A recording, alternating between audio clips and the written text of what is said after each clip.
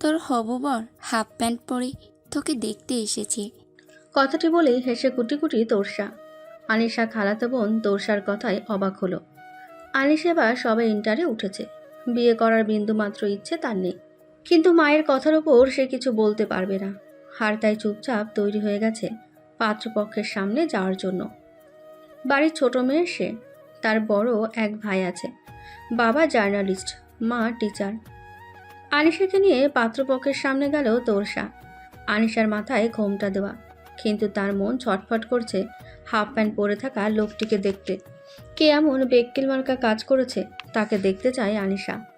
আনিশাকে দেখেই পাত্রের মা মিসেস রাহিমা চৌধুরী উঠে এলেন। তোরসা আনিশাকে ইশারা করলো ওনাকে সালাম করতে। আনিশা সালাম করতে নিলেই রাহিমা বেগম আটকে দিলেন। থাক মা, আজ সালাম করতে হবে না। ভারী মিষ্টি দেখতে তুমি। এসো আমার পাশে বসো। আনিশাকে রাহিমা বেগমের পাশে বসানো হলো। আনিশা বারবার এদিক ওদিকে তাকাচ্ছে কে হাফ প্যান্ট পরে আছে তাকে দেখাতে, কিন্তু দেখতে পেল না কাউকেই। কিন্তু সামনে সোফার দিকে খেয়াল করতেই দেখলো কেউ একজন প্লাজোর সাথে পাঞ্জাবি পরে বসে আছে। আনিশার প্রচুর হাসি পেলেও সেটা কন্ট্রোল করার চেষ্টা করছে। ওদিকে যার এত দূর অবস্থা সে মনে মনে রাগে ফুলছে। তার পাশে বসা তার বাবা, সে তার বাবাকে বলে, বাবা বাসায় কি যাবা না? হ্যাঁ ইয়াস, থামো তো। এমনিতেই তো পাজামা না পরে এসেই এক কেলেঙ্কারি বাঁধিয়েছো, এখন আবার এভাবে ছটফট করছো। তোমার আম্মু কিন্তু বাসায় গিয়ে চিল্লাবে। বাবার কথায় মুখ আরও তেতো হয়ে গেল ইয়াসের। সে মনে করছে সকালের কথা, সে কেন পাজামাটা পরল না। ফ্ল্যাশব্যাক। গভীর ঘুমে আচ্ছন্ন ইয়াস। তখনই তার রুমে আসে রাহিমা বেগম। ছেলের মুখে এক জগ পানি ঢেলে দেয়। লাফিয়ে ওঠে ইয়াস। আম্মু, এটা কি করতেছো? এমনি পানি দাও কেন? সন্ধ্যা 7টা বাজে, তুই এখন ঘুমাস কেন? সারা দিনই দেখি ঘুমাস। এমনিই তো ময়রা থাকবি, তাও বুঝবো না যে তুই মরছিস, ভাববো ঘুমায় আছিস। মায়ের কথায় কি উত্তর দেবে তা জানা নেই ইয়াসের। সে এখন প্রচণ্ড বিরক্ত। ইয়াসবাবু শোন না, বলো আম্মু। তোর জন্য ভালো একটা সম্বন্ধ এসেছে। আমি কতদিন বলছি আম্মু, আমি এখন বিয়ে টিয়ে করবো না। তুই করবি না, তোর বাবা করবে। এসব তুমি কি বলো ইয়াসের আম্মু? রুমে ঢুকতে ঢুকতে বলে ওঠে রিশাদ চৌধুরী। কথাটা বলে নিজেই বেক্কেল হয়ে গেছেন রাহিমা বেগম, তাই কথা পাল্টিয়ে বলে, কাল মেয়ে দেখতে যাব, রেডি থাকবি। সকাল সকালই বের হব। আর খবরদার, এবার যদি মেয়ে দেখে এসে ক্যান্সেল করিস তো তোকে বাসা থেকে বের করে দিব। আমার ছেলের বউয়ের মুখ দেখা থেকে কেউ আটকাতে পারবে না এবার। বলেই হনহন করে চলে যায় রাহিমা বেগম। রিশাদ সাহেব ছেলের দিকে তাকিয়ে বলে, বুঝলে ইয়াস, তোমার মা একা একা ঝগড়া করে পেরে উঠছে না, তাই একটা সঙ্গী চাইছে। এনে দাও তো তাড়াতাড়ি। বলেই রুম ত্যাগ করে রিশাদ সাহেব। ইয়াস ভাবে এমন ফ্যামিলি কার আছে। ধ্যাত, তার ঘুমটা। ইয়াস উঠে সোফায় শুয়ে আবারও ঘুমিয়ে পড়ে।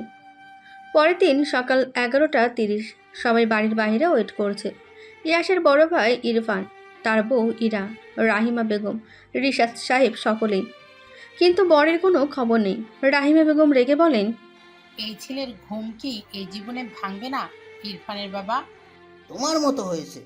কি কি বলবে, এই জন্যই আমি তোমার সাথে কথা কম বলি। শ্বশুর শাশুড়ির এই মিষ্টি ঝগড়া দেখে ইরা হেসে বলে, মামুনি, তুমি এমন করো না, আমি ভাইয়াকে ডেকে আনছি, দাঁড়াও। আচ্ছা মা। ইরা গেল ইয়াসকে ডাকতে। ইরা গিয়ে দেখে ইয়াস মনের সুখে ঘুমাচ্ছে। ইরা গিয়ে জানালার পর্দা সরিয়ে দেয়। চোখে আলো পড়তেই উঠে বসে ইয়াস। ভাবি যান, এভাবে আমার ঘুমের শত্রু হচ্ছ কেন? কারণ তুমি এখনো ওঠো নাই, আর সবাই বাইরে ওয়েট করছে। কি? কেন? কেন আবার? মেয়ে দেখতে যাওয়ার কথা না আজ? শিট, আমি তো ভুলে গিয়েছিলাম। এখন তাড়াতাড়ি উঠে রেডি হয়ে এসো, না হলে মামুনি আসলে তোমার খবর আছে। আমি আসছি 5 মিনিটে। ওকে। ইয়া রুম থেকে চলে যায়। আর ইয়াস ফ্রেশ হয়ে এসে কাবাট খুলে একটা পাঞ্জাবি পরে নেয়। তারপর চুল সেট করে হাতে ওয়াশ করতে করতে বাইরে আসে। ইয়াস দেখে সবাই গাড়িতে বসে আছে। ও গিয়ে বসে, তারপর চলে আসে। কিন্তু কারোরই খেয়াল নেই যে ইয়াস প্যান্ট পরেনি। রাতে হাফ প্যান্ট আর গেঞ্জি পরে ঘুমিয়েছিল, কিন্তু উঠে পাঞ্জাবি পরলেও ভাজামাটা আর পরেনি। আনিশাদের বাসায় গাড়ি এসে থামতেই সকলে গাড়ি থেকে নেমে পড়ে। ইয়াশ ফোনের দিকে তাকিয়ে গাড়ি থেকে নামে। তারপর সামনে তাকিয়ে দেখে সকলে অবাক চোখে ওর দিকে তাকিয়ে আছে। আর রাহিমা বেগম রেগে তাকিয়ে আছে। মেয়ের বাড়ির সকলে মুখ টিপে হাসছে। কথায় কথায় ইয়াশের কানে এক কথা এলো, তা হলো হবু বর হাফ প্যান্ট পরে পাত্রী দেখতে এসেছে। কথাটা কানে যেতে ইয়াশ নিচে তাকিয়ে দেখে সে সত্যিই পাজামা পরতে ভুলে গেছে। এমন ঘটনা বোধহয় আগে হয়নি। মেয়ে দেখতে এসেছে হবু বর হাফ প্যান্ট পরে। ইয়াশ অসহায়ভাবে তার মায়ের দিকে তাকিয়ে আছে। রাহিমা বেগম রেগে ভেতরে চলে যান। ইরফান যেতে নিলে ইয়াশ হাত ধরে আটকে দেয়। ছাড়ো আমার হাত। তোর সাথে দাঁড়িয়ে থেকে বেইজ্জতি হতে আমি পারবো না। ভাইয়া হেল্প। আমি পারবো না। এখন এই হাফ প্যান্ট পরেই মেয়ে দেখ, গাধা একটা। ধ্যাত। সবাই ইয়াশকে রেখে ভেতরে গেল। তখন তোরসার বোনের হাজবেন্ড অনিক এগিয়ে আসে ইয়াশের দিকে। আরে তুমি এভাবে মুড অফ করো না, এসো আমি তোমাকে হেল্প করছি। থ্যাংক ইউ ভাইয়া, একমাত্র আপনিই বুঝলেন আমার অবস্থাটা। অনেক রুমে এসে ইয়াশকে ওর একটা নিউ প্যান্ট পরতে দেয়। ইয়াশ খুশি হয়ে পরে নেয়, বাট প্যান্টটা এতই ঢিলা হয় যে খুলে যেতে নেয় বারবার। আসলে অনেক একটু গোলুমলু টাইপ। ইয়াশের অবস্থা এখন ছেড়ে দে মা, কেঁদে বাঁচি, আর কি করার। এই প্যান্ট পরেই কোনো রকম ধরে সোফায় গিয়ে বসে পড়ে ইয়াশ। বর্তমান ইরফান ওকে দেখে হেসে কুটি কুটি। আনিশার আম্মু সকলকে খাবার দিতেছে। সবাই একে অপরের সাথে কথা বলছে। তখনই ইয়াশের বাবা বলে, আমাদের তো সব কথা বলা হলো, এবার যারা সারা জীবন একে অপরের সাথে থাকবে তাদের একে অপরের সাথে আলাদা কথা বলা উচিত। আরিশার বাবা বলে, তাই তো। আনিশামা যাও, ইয়াশ বাবাকে নিয়ে ছাদে যাও, কথা বলো দুজনে। আনিশার নাক পিটপিট করছে অনেকক্ষণ ধরে, ভাবছিল কখন এখান থেকে উঠবে। তার মধ্যে এই কথা শুনে মেজাজ খারাপ হয়ে গেল ওর। তারপরও হাসি মুখে উঠে দাঁড়ালো। আর ইয়াশ প্যান্ট নিয়ে বহু কষ্টে ছাদে উঠল। বেশ অনেকক্ষণ ধরে দুজনেই চুপ। ইয়াশ ভাবছে কিছু বলবে, তখনই তোরসা সহ কয়েকজন কাজিন জুস নিয়ে এলো। আনিশা এই সুযোগে সাইডে গিয়ে নাক মুছে নিল। ওর কাছে টিস্যু থাকেই সবসময়, কিন্তু কথা হলো টিস্যুটা ফেলবে কোথায়। নিচে বিল্ডিং নির্মাণের কাজ চলছে, আর ছাদের মধ্যে ফেলে যদি ইয়াশের চোখে পড়ে যায় একটা লজ্জাজনক ঘটনা হবে। তাই আনিশা ঠিক করলো চোখ বন্ধ করে সামনের দিকে ছুটবে। করলো তাই। তারপর চোখ খুলতে দেখলো ইয়াশ ওর দিকে আসছে, আর ওর মাথায় টিস্যুটা। ইয়াশ বুঝেছে কিছু একটা ওর মাথায় পড়েছে। কি সেটা দেখার জন্য মাথায় হাত দিয়ে দেখলো টিস্যু। ইয়াশ অদ্ভুত চোখে আনিশার দিকে তাকালো। আনিশা মেয়েকে এক হাসি দিয়ে ওখান থেকে সরে অন্য পাশে গেল। কাজিনটা চলে গেছে জুসের ট্রে রেখেই। আনিশার আম্মু ছাদে আচার রোদের জন্য একটা টেবিল রেখেছে, তার ওপরেই জুসের ট্রে রেখে গেছে তোরসারা। আনিশা জুসের গ্লাস জোড়া থেকে একটি গ্লাস নিয়ে খেতে লাগলো। তখনই আনিশার পাশে এসে দাঁড়ায় ইয়াশ। ইতস্তত বোধ করছে ও। আনিশা বুঝেছে ইয়াশ এসে দাঁড়িয়েছে ওর পাশে, কিন্তু লজ্জায় তাকাতে পারছে না। ইয়াশ বলল, হ্যালো, ওয়াশরুম কোথায়? আমি নিয়ে যাচ্ছি, আসুন। আনিশা গ্লাসটা ট্রেতে রেখে ইয়াশের দিকে তাকালো। বেশ হাসি পাচ্ছে ওর। তবুও চেপে রেখে ইয়াশকে ওর রুমের ওয়াশরুম দেখিয়ে দিল। আর ইয়াশ অদ্ভুতভাবে তাকিয়ে আছে আনিশার দিকে। মেয়ে দেখতে এসে এমন পরিস্থিতিতে পড়তে হবে জানলে ইয়াশ আসতোই না। কালই শ্যাম্পু করেছিল সে, এখন মন চাচ্ছে আবার গোসল করতে। এমনিতে ইয়াশ অলস, ঘুম তার ভীষণ প্রিয়। শ্যাম্পু করার ভয়ে শীতকালে একদিন পর পর গোসল করবে বলে এবার ঠিক করেছে। ইয়াশ কোনোরকম পাজামাটা ভালো করে বেঁধে চুল পরিষ্কার করে নিল। তারপর বের হয়ে দেখে আনিশা দাঁড়িয়ে আছে। ইয়াশ আনিশা দুজন একসাথে নিচে গেল। সবাই যেখানে আছে সেখানে। ওদের দেখতেই একটা 5 বছরের ছেলে আনিশাদের প্রতিবেশী। আর কি সে বলে উঠল, এ মা দেখো, ছেলে হয়ে মেয়েদের প্লাজো পরেছে। ছেলেটির পাশেই ছিল তার মা। এই কথা শুনতেই ছেলের মুখ হাত চাপা দিয়ে চেপে ধরল। আনিশা এবার হাসি আটকাতে পারল না, হেসেই দিল। হাসির মাঝে ইয়াশের দিকে তাকিয়ে হাসি বন্ধ করে সবার সামনে গিয়ে দাঁড়ালো দুজন। ইরফান ইয়াশের কানে কানে প্রশ্ন করল, কেমন লাগলো হবু বউকে মেরা ভাই? ইয়াশ অসহায় একটা লুক দিল। কি বলবে ও, আলাদা কথা বলতে গিয়ে কথা তো বলাই হয়নি, উল্টে নাক মোছা টিস্যু ওর মাথায় পড়েছে। ছি ছি, কি লজ্জাজনক কথা। কথা বলে সবাই ঠিক করলো 10 দিন পর ওর এঙ্গেজমেন্ট এবং তার 20 দিন পর বিয়ে। তারপর আরও কিছুক্ষণ কথা বলে ইয়াশরা চলে গেল। ইয়াশরা যেতেই আনিশা সোফায় বসে গলা ফাটিয়ে হাসতে লাগলো। ওদিকে গাড়িতে বসে মুখে বিরক্তি নিয়ে বসে আছে ইয়াশ। এরকম ঘটনা মেয়ে দেখতে গিয়ে কারোর সাথে আজ পর্যন্ত হয়েছে কিনা সন্দেহ। বাড়ি পৌঁছে ইয়াশ আগে গেছে শাওয়ার নিতে। এগিয়ে কফি খেতে ইয়াশকে ডাকছে রহিমা বেগম। এই ছেলে আবার ঘুমিয়ে পড়েছে। আমি নিশ্চিত কি এক কাণ্ড ঘটিয়ে এলো। হ্যাঁ, আমার মান সম্মান আর একটু হলেই যাচ্ছিল। ওরা ভালো বলে রাজি হলো, না হলে এই বেয়াক্কেল ছেলেকে কেই মেয়ে দিত না। আহা ইয়াসের মা, থামো তো। ছেলেটা না হয় একটা ভুল করেই ফেলেছে। সারাটা সপ্তাহ তো কলেজে যায় ক্লাস করাতে, প্রফেসর বলে কথা, দুটো দিনই তো বাড়ি থাকে, তাই এভাবে ঘুম নিয়ে খটা দিচ্ছ। আর তাছাড়া ও তো বেকার নয় যে কেউ ওর কাছে মেয়ে দিবে না। তুমি থামো, একদম ছেলের হয়ে সাবাই গাইবে না। হাফ প্যান্ট পরে গিয়েছে ও মেয়ের বাড়িতে, আর কলেজ থেকে এসে এক ঘুম দেয়, রাতে ওঠে 2-3টা পর্যন্ত জেগে থাকে। এমন ছেলে আছে কোথাও? তাও এত বড় ছেলে, টিনেজার তো নয় যে না এমনই করবে।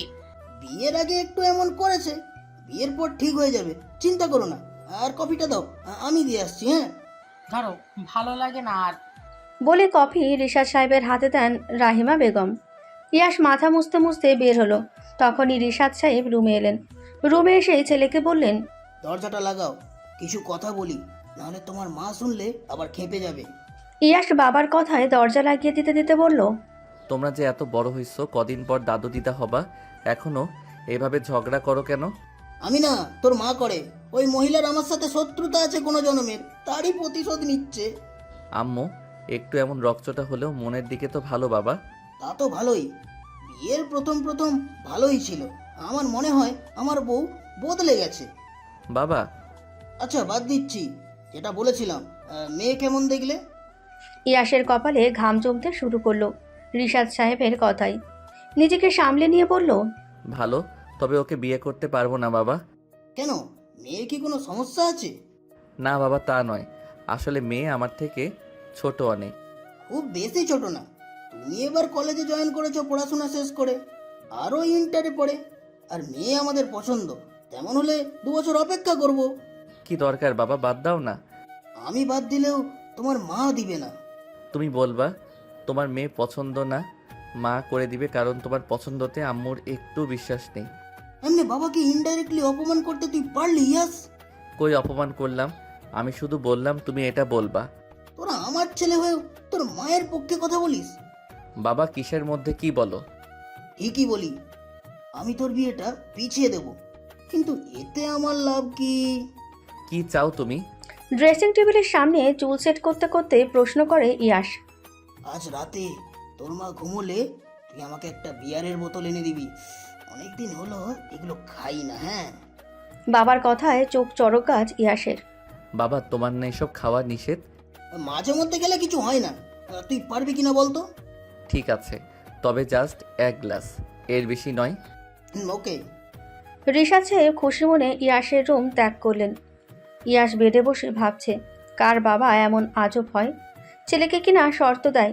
আসলেই তার বাবা এখনও ছেলে মানুষই রয়ে গেছে। ইয়াশ মনে মনে বলে, আই লাভ ইউ আব্বু, মাই আইডল। রাত 10:30। খাবার টেবিলে সবাই উপস্থিত। খাওয়া শুরু করতেই রাহিমা বেগম সকলের উদ্দেশ্যে বললেন, সবার মতামত কি? মেয়ে কেমন লাগলো? আমার কিন্তু বেশ ভালো লেগেছে। শাশুড়ির কথায় ইরা বলে, আমারও ভালো লেগেছে মামুনি। আমার আর মোহনার যখন ভালো লেগেছে তখন তার কোনো কথাই নেই। ইরার নাম এখন থেকে মোহনা। মায়ের কথায় ইরফান বলে, আম্মু তুমি যে জানতে চাইছো, যদি বলি আমার ভালো লাগে নাই, তাহলে কি বিয়ে ক্যান্সেল করবা? তুই বলার কে রে? তুই তোর বাবা আর তোর ভাই 3টাই গরু, তোরা ভালো মন্দ কিছুই বুঝিস না। ইয়াসের মা, সব কথা আমাকে না টানলে তোমার হয় না? আমি টানিনি, কথায় কথা আসলো। রিশাদ সাহেব ছোট ছেলের কানের কাছে গিয়ে বলে, দেখলি তোর মা একটুও সম্মান দেয় না আমার, থাকছি না এ বাচ্চায়। ইরফান, তোর বাবাকে বল আমি ছাড়া তোকে সহ্য করার মতো কেউ নেই। তুমি এটাও শুনেছো? কান আছে আমার, শুনবই তো। বাবা মার ঝগড়া থামাতে ইয়াশ বলে, আম্মু বাবা তোমাকে কিছু বলতে চাই। বলো। আমি বলছি কি ইয়াসের আম্মু, বিয়েটা কিছুদিন পর করাও, কারণ মেয়ে এখনো ছোট, এইচএসসিটা দিক, তারপর না হয় বিয়ে হবে। হ্যাঁ, এখন এঙ্গেজমেন্টটা করিয়ে রাখি, কেমন? না, বিয়ের পরও তো পড়াশোনা করতে পারে, এখন বিয়ে হলে কি সমস্যা? বুঝো না কেন? বুঝি, এসব রাখো আর খাও। তুমি বোঝার চেষ্টা করো। ওকে, সেকেন্ড ইয়ারে উঠুক মেয়ে, তারপর বিয়ে দিও, কেমন? হুম, ঠিক আছে। ইয়াশ একটা স্বস্তির নিঃশ্বাস নিল। তারপর সবাই খাওয়া শেষ করে যে যার রুমে শুতে গেল। রাত 12টা 10।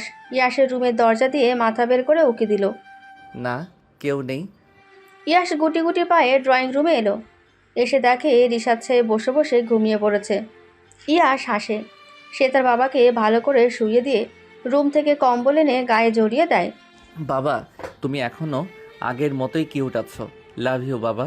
হয়তো সামনাসামনি কোনোদিন বলতে পারবো না, পৃথিবীতে একমাত্র বাবা তুমি আছো বলেই নিজের সব চাওয়া পাওয়া পূরণ হচ্ছে। লাভ ইউ বাবা। কথাগুলো বলে পিছে ঘুরতে দেখে ইরফান দাঁড়িয়ে আছে। ভাইয়া, তুমি কখন এলে? একটু আগে। তোমার মন খারাপ কেন ভাইয়া? এমনি যা, ঘুমাতে যা। তোর হাতে কি ওটা? ইয়াশ বিয়ারের বোতলটা লুকিয়ে ফেলল। কিছু নাই ভাইয়া। আচ্ছা যা। ইয়াশ ওর রুমে চলে গেল। সকাল সকাল রেডি হচ্ছে ইয়াশ। আজ কলেজ যেতে হবে, ক্লাস আছে। ক্লাস শেষ করে বন্ধুদের সাথেও দেখা করতে হবে তাকে। তাড়াতাড়ি রেডি হয়ে এসে ব্রেকফাস্ট করতে বসে। সবাই আছে সেখানে। রিশা সাহেব আর ইরফান অফিস যাবে, মিটিং আছে আজ। আর তাই বাবা ছেলে দুজনেই সকাল সকাল যাচ্ছে। খাওয়া শেষ করে সবাই যে যার কাজে চলে গেল।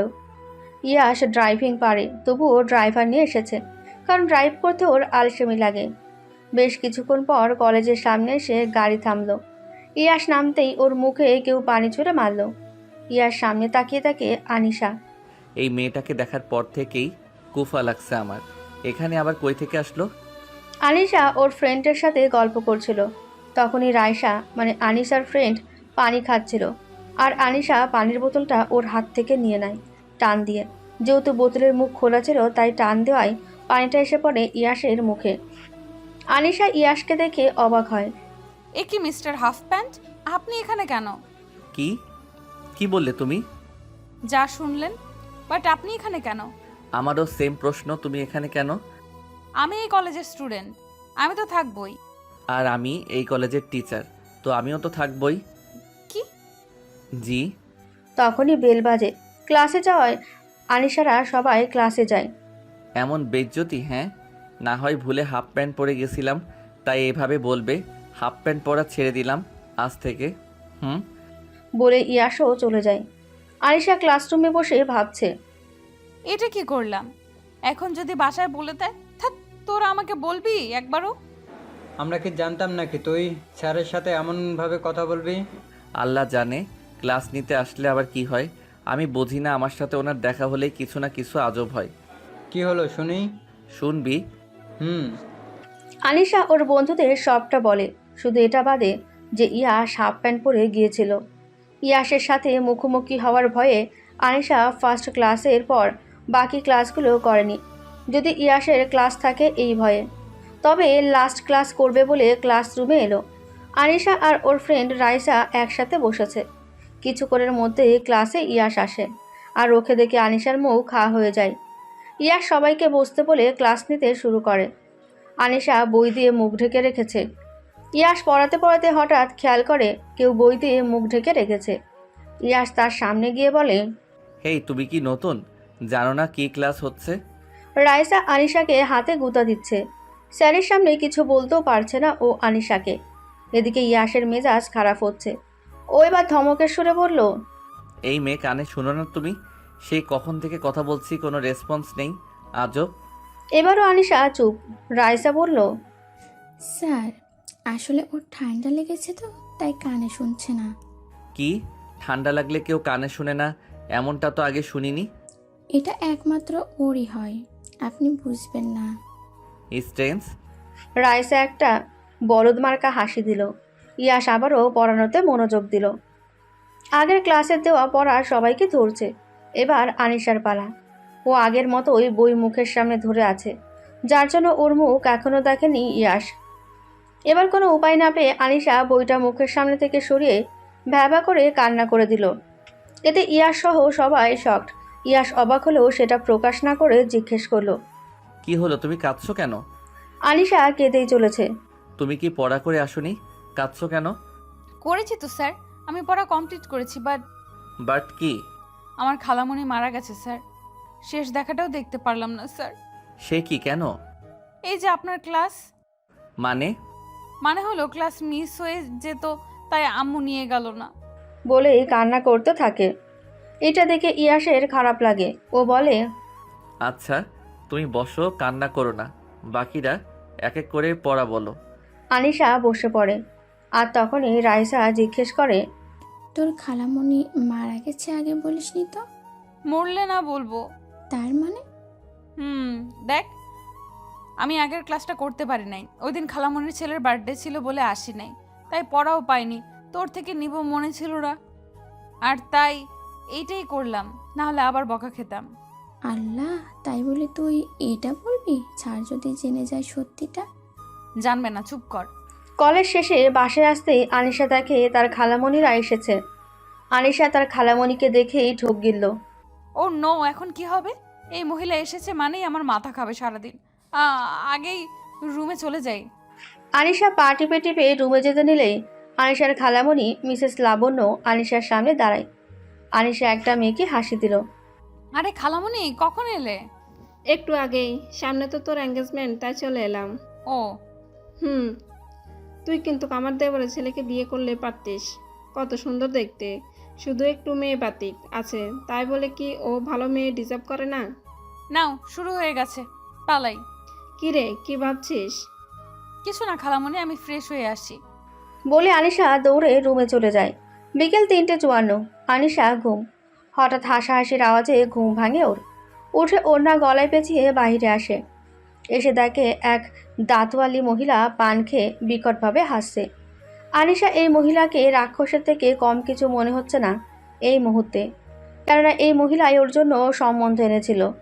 বেশ কয়েকবার এই মহিলাকে আনিশা ভাগিয়েছে, তবে এবার ইয়াসের জন্য আনিশাকে দেখতে আসার পিছে এই মহিলারই হাত আছে, তাতে নিশ্চিত আনিশা। ও ঘটক মহিলার সামনে যায়। ওকে দেখেই ভয় পেয়ে যায় লাভলি বেগম, কেননা আগেরবার যখন পাত্রে ছবি নিয়ে এসেছিল আনিশা ওনাকে মরিচের শরবত খাইয়েছিল। আনিশা ওনাকে সালাম দেয়। আসসালামু আলাইকুম। ওয়ালাইকুম আসসালাম। আপনি আবার এসেছেন? আপনার ওই দিনের শরবত মনে হয় বেশি ভালো লেগেছিল, তাই আবার খাওয়ার শখ হয়েছে। আরে না মা, কি বলো, আমি আসলাম তোমার খালার সাথে দেখা করতে। মিথ্যা বলবেন না একদম। কই মিথ্যা কইছি। আচ্ছা আমি আসি। বলে লাভলি বেগম কোনো রকম যান হাতে নিয়ে বেরিয়ে গেলেন। এনার স্বভাব খুবই খারাপ। 18 বছরের কোনো মেয়েকে দেখলেই হয়েছে বিয়ের জন্য পাত্রপক্ষের ডালি নিয়ে হাজির হয়। লাভলি বেগম যাওয়ার পর আনিশা দরজা লাগাতে যায়, কিন্তু কপাল খারাপ থাকলে যা হয়। আনিশা দরজা লাগাবে এমন সময় দুটো গাড়ি এসে থামে ওদের বাসার সামনে। কে এসেছে দেখার জন্য আনিশা ওয়েট করে। তখনই গাড়ি থেকে ডার্ক ব্লু পাঞ্জাবি পাজামা পরে ইয়াস নামে। তারপর একে একে সবাই নামে। এ কি, এনারা এখন আমাদের বাসায় কেন? আনিশা তাড়াতাড়ি দরজা লাগিয়ে আসতে দেখে ওর আম্মু দাঁড়িয়ে আছে। ওভাবে হাঁপাচ্ছিস কেন? আর দরজা খুলে দে, এক্ষুনি ইয়াসরা আসবে। কেন আম্মু? তোর খালামণিদের সাথে পরিচয় করিয়ে দিব, আর এঙ্গেজমেন্টের জন্য শপিংয়ে যাব। তুই আর ইয়াসও যাবি, তোদের হাতের মাপটা লাগবে। বলতে বলতেই বেল বেজে ওঠে। আনিশার আম্মু দরজা খুলতে গেলেন। আনিশার মুখ দিয়ে আপনা আপনি বেরিয়ে এলো, বাস। আনিশা দৌড়ে ওর রুমে যেতে নিল, কিন্তু দরজার সাথে বেজে চিটপটাং হয়ে পড়ে গেল। পড়ে যাওয়ার শব্দতে সকলে এলো। এসে আনিশাকে এভাবে পড়ে থাকতে দেখে থ হয়ে গেল। আনিশার আম্মু রেগে বলে, এভাবে পড়লে কি করে? আনিশার কথায় উপস্থিত সকলে আরেক দফা অবাক হলো। আনিশার খালামণি বলল, তুই না দৌড়াদৌড়ি বেশি করিস নে, ওঠ। আনিশা বহু কষ্টে উঠল। কোমরটা বোধ হয় গেছে, কাউকে বলতেও পারছে না। খুঁড়িয়ে খুঁড়িয়ে রুমে গেল। আনিশার আম্মু ইয়াসদের বসতে বলল। সবাই বসে গল্প করেছে। তখনই আনিশার আম্মু সকলের সাথে তার বোনকে পরিচয় করিয়ে দিলেন।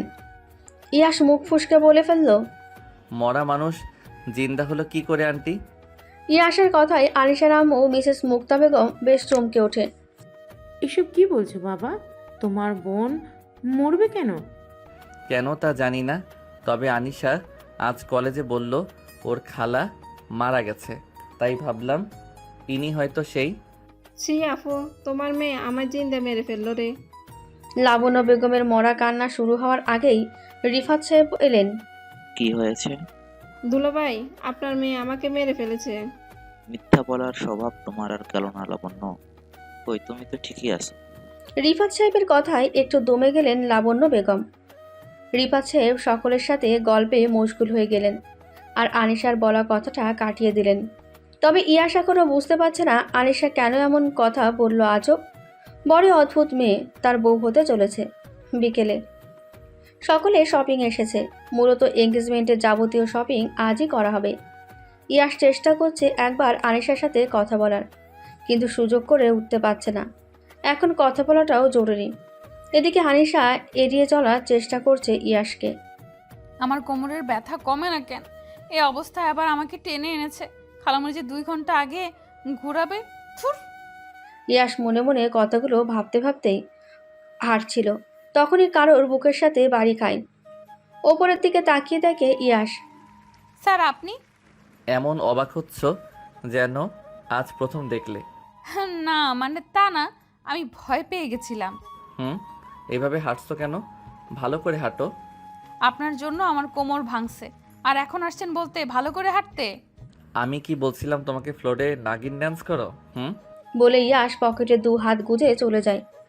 কি বলে গেল? শুধু শুধু অপমান করলো। বুঝেছিল যখন যে আমি পড়ে গেছি, একটু ডক্টরকে তো ডাকতে পারতো। থুর। প্রায় ঘন্টাখানেক পর ওদের শপিং শেষ হলো। ডিনার করে সবাই বাসায় যাবে। ডিনারের পর যে যার গাড়িতে উঠে পড়ে।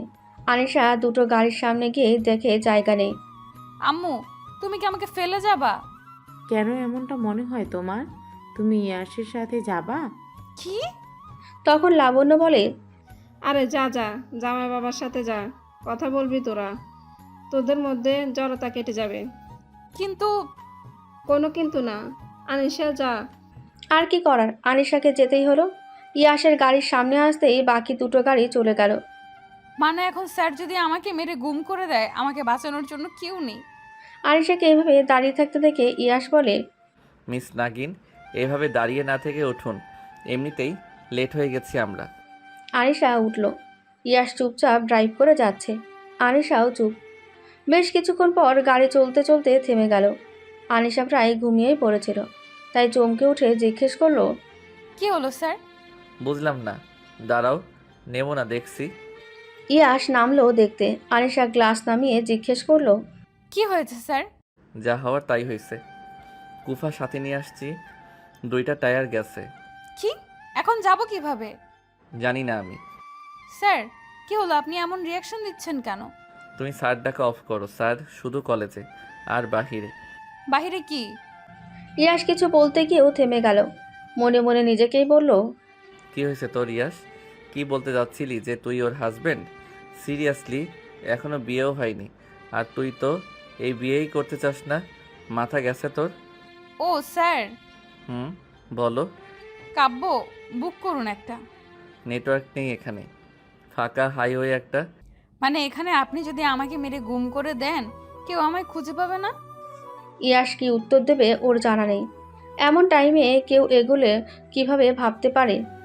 এখন টায়ার চেঞ্জ করতে হবে। ও তাড়াতাড়ি করুন। ওই মিস বকবক, আমাকে হেল্প করো, তোমার জন্যই এগুলো হচ্ছে। মানে কি স্যার? মানে তুমি কুফা। কি বললেন? আমি আন্টিকে বলবো আপনি আমার সাথে বাজে বিহেভ করেছেন। কখন করলাম? আচ্ছা নামো, হেল্প করো। আমি পারি না তো। আমি যা বলবো তাই করে দিও, তাতেই হেল্প হবে। ওকে। এরপর আনিশা ইয়াশকে হেল্প করে ইয়াশ টায়ার চেঞ্জ করে। আনিশা দেখে ইয়াশকে কিউট লাগছে।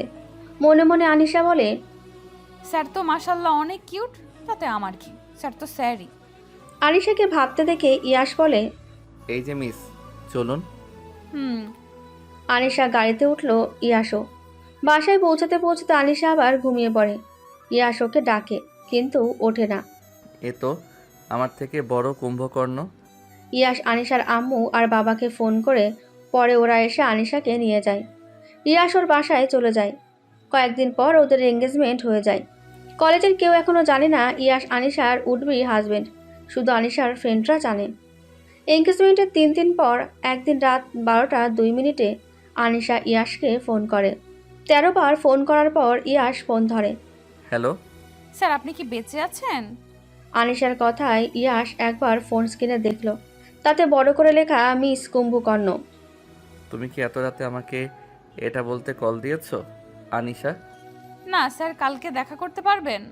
কখন? বিকেল 5টায়। ওকে। ওকে স্যার, ঘুমান। Good night.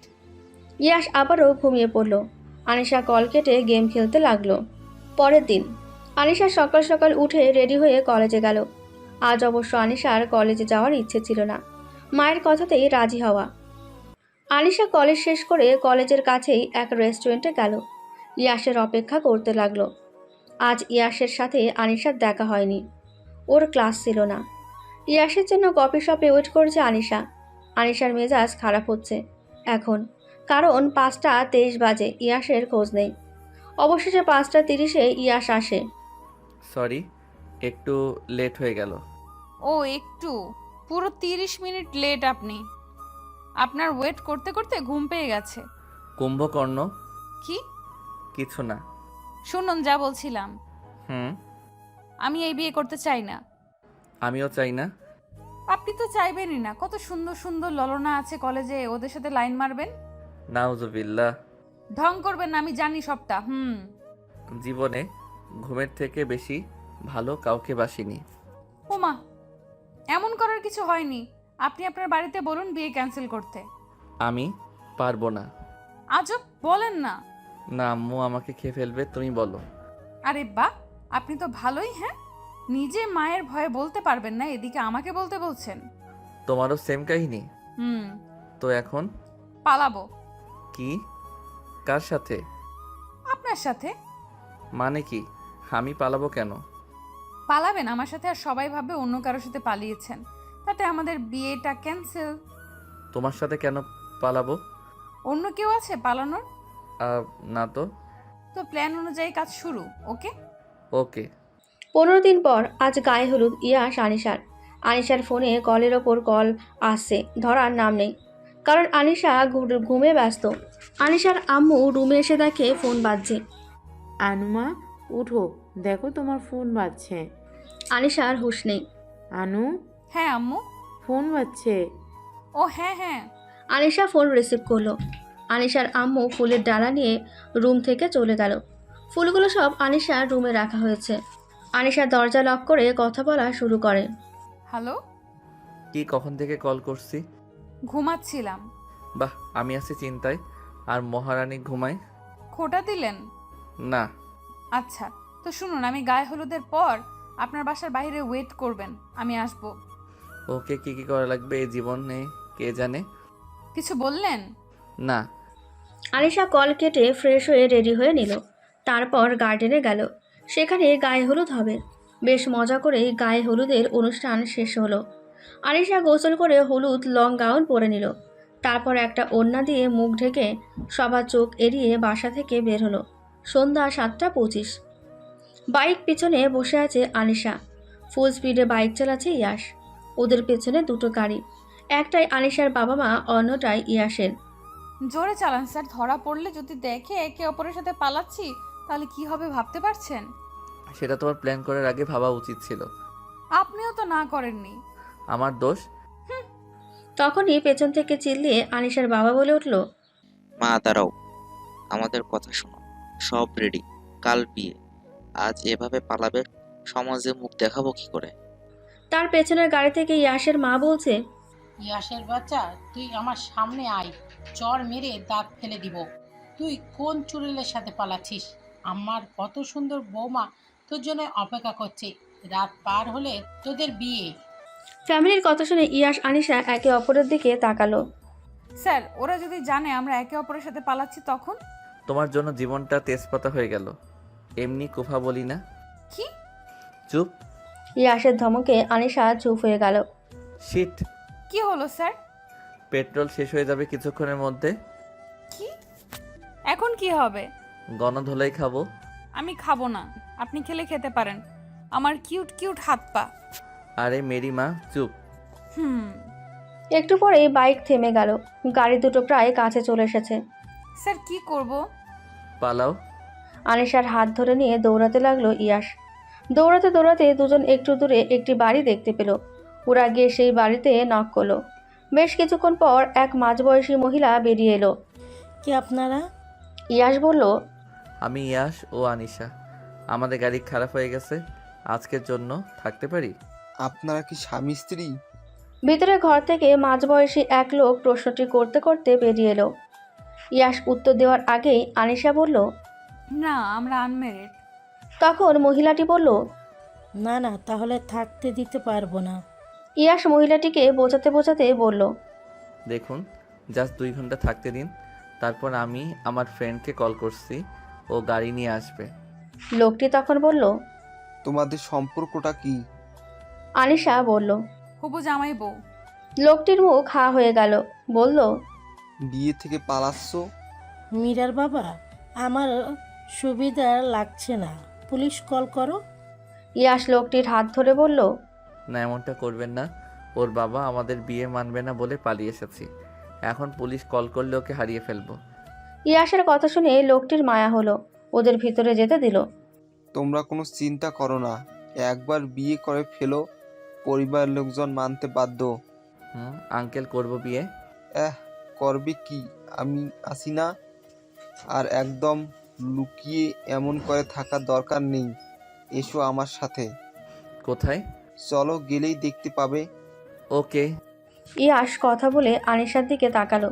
আনিশা ফিসফিস করে ইয়াশের কানে কানে বলল, কোথায় নিয়ে যাবে? আমি যাব না স্যার। আম্মু বাবারা এতক্ষণে চলে গেছে, চলুন ফিরে যাই। এটা আগে বললে এত কিছু হতো না। Sorry sir. ফেসে গেছি। এখন ভালোই ভালোই এখান থেকে বের হলে বাঁচি। সোজা বাসায় যাব আর সবাইকে সরি বলবো। স্যার। লোকটি ইয়াশ আর আনিশাকে নিয়ে কাজী অফিস গেল। সেখানে গিয়ে ইয়াশ আর আনিশার মুখ হা হয়ে গেছে। লোকটি ওদের নিয়ে ভেতরে গেল। ইয়াশ আনিশা দুজন চুপ। কিছু বললেই পুলিশে কল করবে এই লোক, আরও ফেসে যাবে ওরা। লোকটি ইয়াশ আনিশার উদ্দেশ্যে বলল, রেদওয়ান আমার ছোটকালের বন্ধু, তাই ওকে এই সময়ও পাওয়া গেল। নে দোষ, তাড়াতাড়ি বিয়ে পড়া। কাজী লোকটি বিয়ে পড়াতে শুরু করলো। বিয়ে হয়ে গেল দুজনের। বিয়ে শেষ হতেই লোকটি বলল, চলো এবার তোমাদের বাড়িতে, দেখি কে কি বলে। না আঙ্কেল, তা লাগবে না, আমরা নিজেরা যাব। তাও আমি যাচ্ছি, যদি ঝামেলা হয়। না আঙ্কেল, থাক, আপনাকে কত কথা শুনতে হবে। অনেক কষ্টে বুঝিয়ে ইয়াশ আর আনিশা লোকটার আশাটা আটকালো। লোকটি বলল ওদের বাসার সামনে ওদের নামিয়ে দিয়ে যাবে। কি করার আর, ওরা রাজি হলো। লোকটি বাসার সামনে ওদের নামিয়ে দিয়ে চলে গেল। আনিশা ইয়াশ একে অপরের দিকে তাকিয়ে আছে। অপরাধীর মতন মুখ করে বাড়ির বেল বাজালো। ড্রয়িং রুমে বসে আছে রিশাদ সাহেব, রাহিমা বেগম, ইরফান, মোহনা, সকলে। বারবার মূর্ছা যাচ্ছেন রাহিমা বেগম।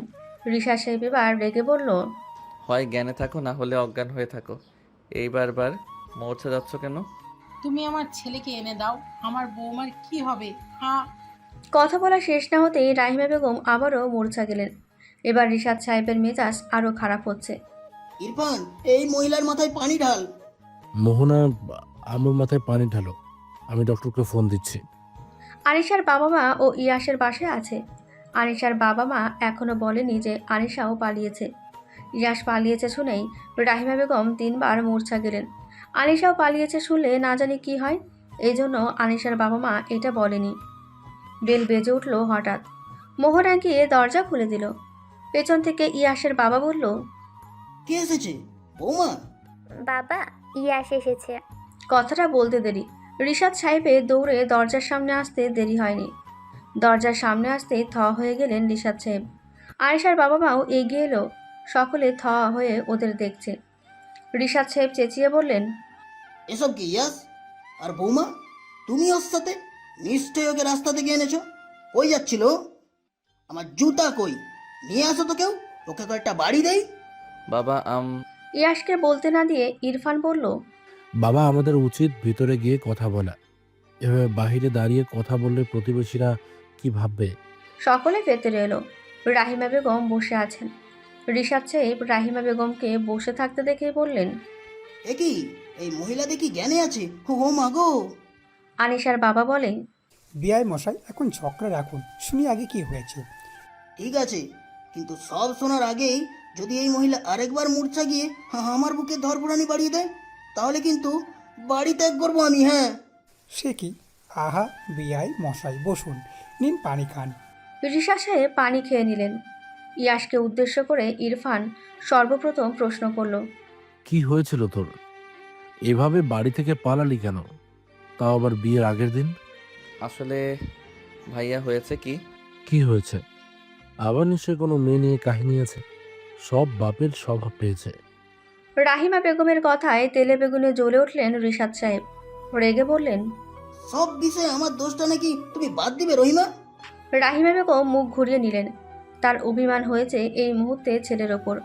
রিশাদ সাহেব এবার আনিশাকে উদ্দেশ্য করে বললেন, মা তুমি বলো, এই গাধাটাকে কোথায় পেয়েছো? আর তোমার বাবা বলল তুমি নাকি পার্লারে গিয়েছিলে, সেখানেই কি এই গাধা ছিল? আনিশা বেশ অনেকক্ষণ চুপ থেকে বলল, আঙ্কেল হয়েছে কি, আমি পার্লার থেকে আসার সময় দেখি রোড সাইডে বসে কান্না করছিল উনি। আনিশার কথায় ইয়াসের কাশি উঠে গেল। কোনো রকম নিজেকে সামলে চোখ বড় বড় করে আনিশার দিকে তাকালো। আনিশা আবারও বলল, উনি যার সাথে পালিয়েছেন সে ওনার সব নিয়ে ভেগে গেছে। মানে? আনিশার বাবার প্রশ্নে আনিশা ঢোক গিলল। ইয়াস বলে, মানেটা আমি বলছি আঙ্কেল। বলো বাবা। আমি যার সাথে পালিয়েছিলাম সে একটা চুড়েল ছিল, আমার পকেট মেরে পালিয়ে গেছে, তাই রোডে বসে শোক পালন করছিলাম। আনিশা রাগী চোখে ইয়াসের দিকে তাকালো, কিন্তু কিছু বলতে পারল না। কারণ কিছু বললেই এখন ফেঁসে যাবে আর বাজে দিকে চলে যেতে পারে ব্যাপারটা। রিশাদ সাহেব কপাল চাপড়ে বলেন, শেষে কিনা পকেট মার মেয়ের প্রেমে পড়েছিলে তুমি? ছি ছি ছি ছি ছি ছি ছি। ইরফান বলে, তোকে কত ভালোবাসতাম, সবসময় ব্র্যান্ডেড জিনিস কিনে দিতাম, আর সেই তুই কিনা। আঙ্কেল এটা বাদ দিন না, যা হওয়ার তা হয়ে গেছে। ইরফানও বলে, বাবা এটা নিয়ে পরে কথা বলবে। কাল বিয়ে, আঙ্কেল আন্টি আপনাদের কি কোনো সমস্যা আছে বিয়েতে? না। আনিশার মা আনিশার দিকে তাকিয়ে কথাটা বলল। সবাই বেশ চুপচাপ হয়ে বসে আছে। ইয়াস একাই অপরাধীর মতন বসে আছে। আনিশা এ যাত্রায় বেঁচে গেছে বলে সেই খুশি। হঠাৎ নাক ডাকার ভয়ঙ্কর শব্দে সকলে চমকে ওঠে। রিশাদ সাহেব বলেন, এই মহিলা আর ঘুমানোর সময় পায় না। থাক বাবা, মা ক্লান্ত অনেক, চিন্তা করছেন আজ। মোহনা মা, এইভাবে এই মহিলার সাফাই গেও না। আমার পিলে চমকে গিয়ে ভেবেছিলাম সার এলো কই থেকে এখানে। বাবা মা শুনলে তোমার খবর ছিল। ইরফানের কথায় দমে গেলেন রিশাদ সাহেব। আনিশার বাবা মার সাথে কথা বললেন রিশাদ সাহেব। আগামীকালই ইয়াস আনিশার বিয়ে হবে। আর ইয়াসের করা ব্যবহারের জন্য রিশাদ সাহেব মাপ চাইতে গেলে আনিশার বাবা বাধা দেন। তারপর বেশ কিছুক্ষণ গল্প করে আনিশারা ওদের বাড়ি চলে যায়। পরের দিন সকাল সকাল ঘুম ভাঙে আনিশার। বিয়ে আজ ওর। মনে মনে খারাপও লাগছে, আবার ভয়ও লাগছে কালকের ঘটনার জন্য। আনিশার আম্মু রুমে এসে আনিশার কাছে বসলো। আনু, কি ভাবছো মা? না মানে আম্মু, কালকে তুমি যার সাথে পালিয়েছিলে সেটা ইয়াস হয়ে ছিলে, তাই না? আনিশা অবাক হয়ে ওর মায়ের দিকে তাকালো। আমি তোমার মা আনিশা, আমি জানি না কেন তোমরা এই কাজটা করেছ, তবে জানাজানি হলে কেলেঙ্কারি হয়ে যেত, তাই আমি চুপ ছিলাম। কালকে পালানোর সময় ইয়াসের ড্রেস আমি খেয়াল করেছিলাম। সরি আম্মু, আমি চাইনি তোমাকে কষ্ট দিতে। ইটস ওকে বাচ্চা, এমনটা আর করো না। করব না। আনিশার আম্মু আনিশার কপালে চুমু দিল। দুপুরের দিকে কনে সহ অনেকেই বেরিয়ে গেল পার্লারের উদ্দেশ্যে। অন্যদিকে দুপুর 1টা বাজে। ইয়াস কম্বল মুড়ি দিয়ে ঘুম। রাহিমা বেগম ছেলের রুমে এসে ফ্যানের সুইচ অন করে দিলেন। তারপর কম্বল সরিয়ে গায়ে পানি ঢেলে দিল। লাফিয়ে উঠে বসলো ইয়াস। আম্মু কি করলে এটা? তোর আজকে বিয়ে, তুই এখনো ঘুমাচ্ছিস কেন? বিয়ে? কার? দূর, স্বপ্ন দেখছি। ইয়াস, আমার কিন্তু রাগ হচ্ছে। কেন? রাহিমা বেগম ইয়াসের মুখে পানি দিলেন। মনে পড়লো কিছু? হ্যাঁ হ্যাঁ। এবার উঠে রেডি হয়ে নে, 1 ঘন্টার মধ্যে। বলে রাহিমা বেগম রুম ত্যাগ করেন। ইয়াস ফেসবুকে ঢুকে মেসেঞ্জার চেক করলো।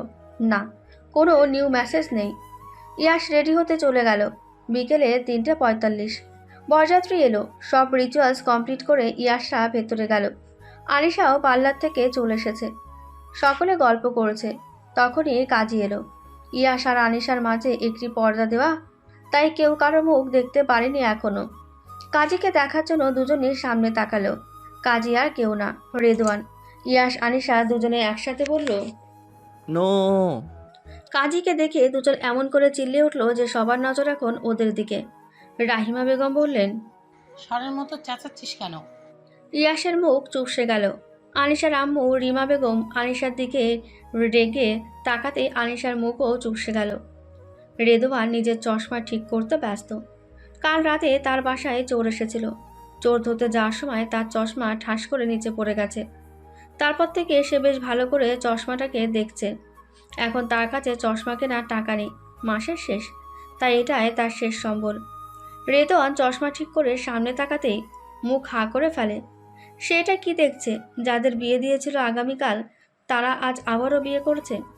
বিষয়বস্তু কিছুই বুঝতে পারছে না রেদওয়ান। রেদওয়ান কিছু বলবে তখনই মনে পড়ল তার সুগার আছে, আর যখন তখন ওয়াশরুম পেয়ে যায় তার। এই মুহূর্তে তার ওয়াশরুম যাওয়াটা জরুরি, কিন্তু সমস্যা হলো সে তো কিছু চেনে না। রেদওয়ানের পাশে দাঁড়িয়েছিল তোরসার হাজবেন্ড অনিক। রেদওয়ান তাকেই বলল, বাবা, আমাকে একটা হেল্প করো। হ্যালো, বলুন। ওয়াশরুমটা কোন দিকে? চলুন আমি দেখিয়ে দিচ্ছি। আচ্ছা। অনিক রেদওয়ানকে নিয়ে গেল। এদিকে সেই থেকে কাচুমাচু হয়ে বসে আছে ইয়াশ। ইয়াশের কলেজ ফ্রেন্ড আবির মজা করে বলে, কিরে এমন করছিস কেন? আরেক ফ্রেন্ড নিলয়, সে বলে, আমার কি মনে হয় বল তো? আবির, ইয়াশ ভয় পাচ্ছে। আরে ভয় পাস না, আমরা আছি না। ইয়াশ নিলয়ের পেটে কনুই দিয়ে গুঁতো দিয়ে বলল, চুপ বে, আমার কপাল থেকে শনি যাচ্ছে না, তুই আসিস এসব নিয়ে। আবির সিরিয়াস ভঙ্গিতে বললে, তোর কি লুজ মোশন হয়েছে? বলে হাহা করে হাসতে লাগলো নিলয় আর আবির। ইয়াশ বিরক্ত হয়ে চোখ ফিরিয়ে দেখতে লাগলো সামনে। কাজীকে দেখতে না পেয়ে শান্তির নিঃশ্বাস ফেলল। ঘেমে গেছে ভয়ে একেবারে, একটু মুখটা ধোয়া দরকার, ভালো লাগবে।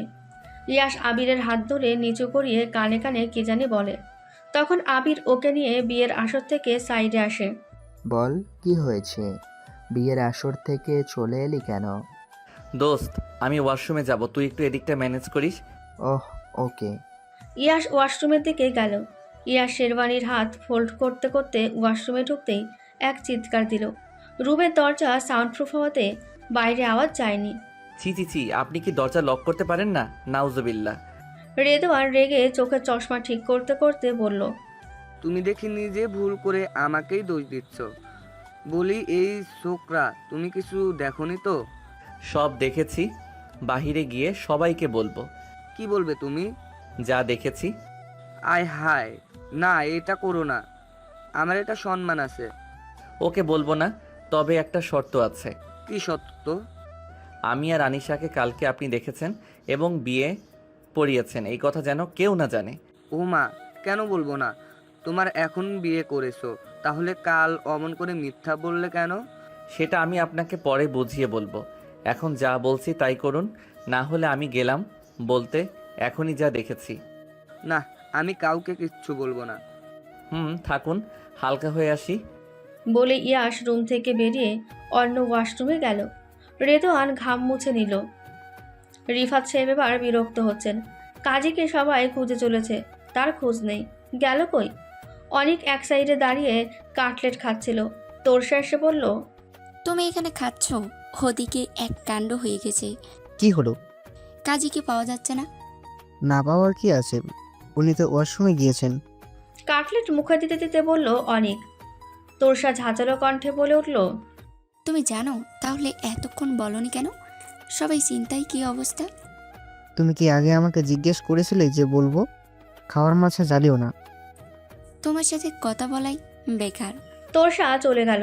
বিয়ের আসরে গিয়ে দেখলো কাজী চলে এসেছে। আনিশা ভয়ে আছে, কাজী না কালকের ঘটনাটা বলে দেয়, কিন্তু না, বলল না। আনিশা বেশ স্বস্তির নিঃশ্বাস নিল। বিয়ে সম্পূর্ণ হতেই কাজী চলে গেল।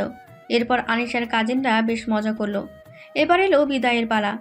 ইয়াশের প্রচুর ঘুম পেয়েছে, আজ সারাদিন বেশ ধকলে গেছে। আনিশাকে কান্না করতে দেখে নিজের অজান্তেই ইয়াশের খারাপ লাগতে শুরু করলো। সকলের কাছে বিদায় নিয়ে গাড়িতে ইয়াশের পাশে আনিশা বসলো। ইয়াশ আনিশার দিকে তাকিয়ে চোখ ফিরিয়ে নিল। গাড়ি চলতে লাগলো আপন গতিতে। একটি গাড়িতে শুধুই আনিশা আর ইয়াশ, বাকি গাড়িতে অন্যরা। আনিশার কান্না করতে করতে হিচকি উঠে গেছে। ইয়াশ আর চুপ থাকতে পারল না। আনিশার কাঁধে হাত দিয়ে বুকে জড়িয়ে নিল। আনিশা অবাক হলেও কিছু বলল না। ইয়াসদের বাড়িতে পৌঁছতে পৌঁছতে আনিশা ঘুমিয়ে গেল। ইয়াসদের বাসায় এসে গাড়ি থামতেই সকলে এসে ভিড় করে নতুন বউ দেখতে। বাড়ি ভর্তি মেহমান। অনেক মানুষের হইচই শুনে আনিশার ঘুম ভেঙে গেল। চোখ খুলতে দেখলো ও ইয়াসের বুকে। তাড়াতাড়ি করে সরে গেল। ইয়াস শান্ত গলায় বলল, রিল্যাক্স, আমি কিছু মনে করিনি, গিলটি ফিল করো না। রাহিমা বেগম সব নিয়মকানুন মেনে আরিশাকে ভেতরে নিয়ে গেলেন। আনিশার পাশে মোহনা বসে আছে। মোহনার মন খারাপ, তবুও হাসছে। বিষয়টা আনিশা খেয়াল করেছে। মোহনা আনিশার হাত নিজের হাতের মুঠোয় নিয়ে বলল, তুমি অনেক লাকি আনিশা, ইয়াসের মতো হাজবেন্ড পেয়েছো। আমার ভাই তোমার অনেক খেয়াল রাখবে। আনিশা উত্তরে শুধু হাসলো। এবার আনিশার সাথে দেখা করতে এলো ইয়াসের দাদি ফাতেমা বেগম, যার জন্য বিয়েটা তাড়াতাড়ি করতে হয়েছে। নাহলে আনিশার এসএসসির পরই বিয়েটা হতো। ফাতেমা বেগম অসুস্থ। তার শেষ ইচ্ছা ইয়াসের বিয়েটা দেখার। ফাতেমা বেগম অনেক আদর করেন আনিশাকে। আনিশাকে একজোড়া বালা পরিয়ে দেয় আর বলে, এইটা এই চৌধুরী পরিবারের ঐতিহ্য। আমার শাশুড়ি আমাকে দিয়েছিল, আমি আমার বৌমাকে দিচ্ছি, আর এটা তোমাকে দিলাম। চৌধুরী রানীরাই পায় এটা। আনিশার বেশ অবাক লাগলো একটা বিষয়। তা হলো ফাতেমা বেগম একবারও মোহনার সাথে কথা বলল না। কারণটা বুঝলো না আনিশা। ফাতেমা বেগম আরও কিছুক্ষণ আনিশার সাথে গল্প করে ঘরে গেলেন। উনি বেশিক্ষণ বসে থাকতে পারেন না, কোমরে টান অনুভব করেন। রাত 12টা 4। ফুলের সজ্জিত বিছানায় বসে আছে আনিশা। ঘুমে ঢুলে পড়ছে। ইয়াসকে আটকে দিয়েছে তার বন্ধুরা, তাই এখনও আসতে পারেনি। অবশেষে ইয়াস এলো। এসে দেখে আনিশা ঘুমে ঢুলছে। ইয়াসের পায়ের শব্দে তন্দ্রা ভাবটা কেটে যায় আনিশার। ও উঠে সালাম করে ইয়াসকে। ইয়াস বলে, বিবিজান দেখি ভদ্র হয়ে গেছে। ইয়াসের মুখে বিবিজান কথাটা শুনে অবাক হলো আনিশা। ইয়াসের দিকে অবাক নয়নে তাকালো। ইয়াস স্মিত হেসে বলল, আজ থেকে তোমায় বিবিজান বলবো। আজ থেকে আমি তোমার পথ চলার সাথী আর তুমি আমার। চলো নতুন জীবনের সূচনাটা আল্লাহর ইবাদতের মাধ্যমে শুরু করি। নামাজ পড়ে নেই। আনিশা মাথা নাড়িয়ে সম্মতি জানালো। দুজনে অজু করে এসে নামাজ পড়ে নিল। নামাজ শেষ করে আনিশা আয়নার সামনে দাঁড়ালো।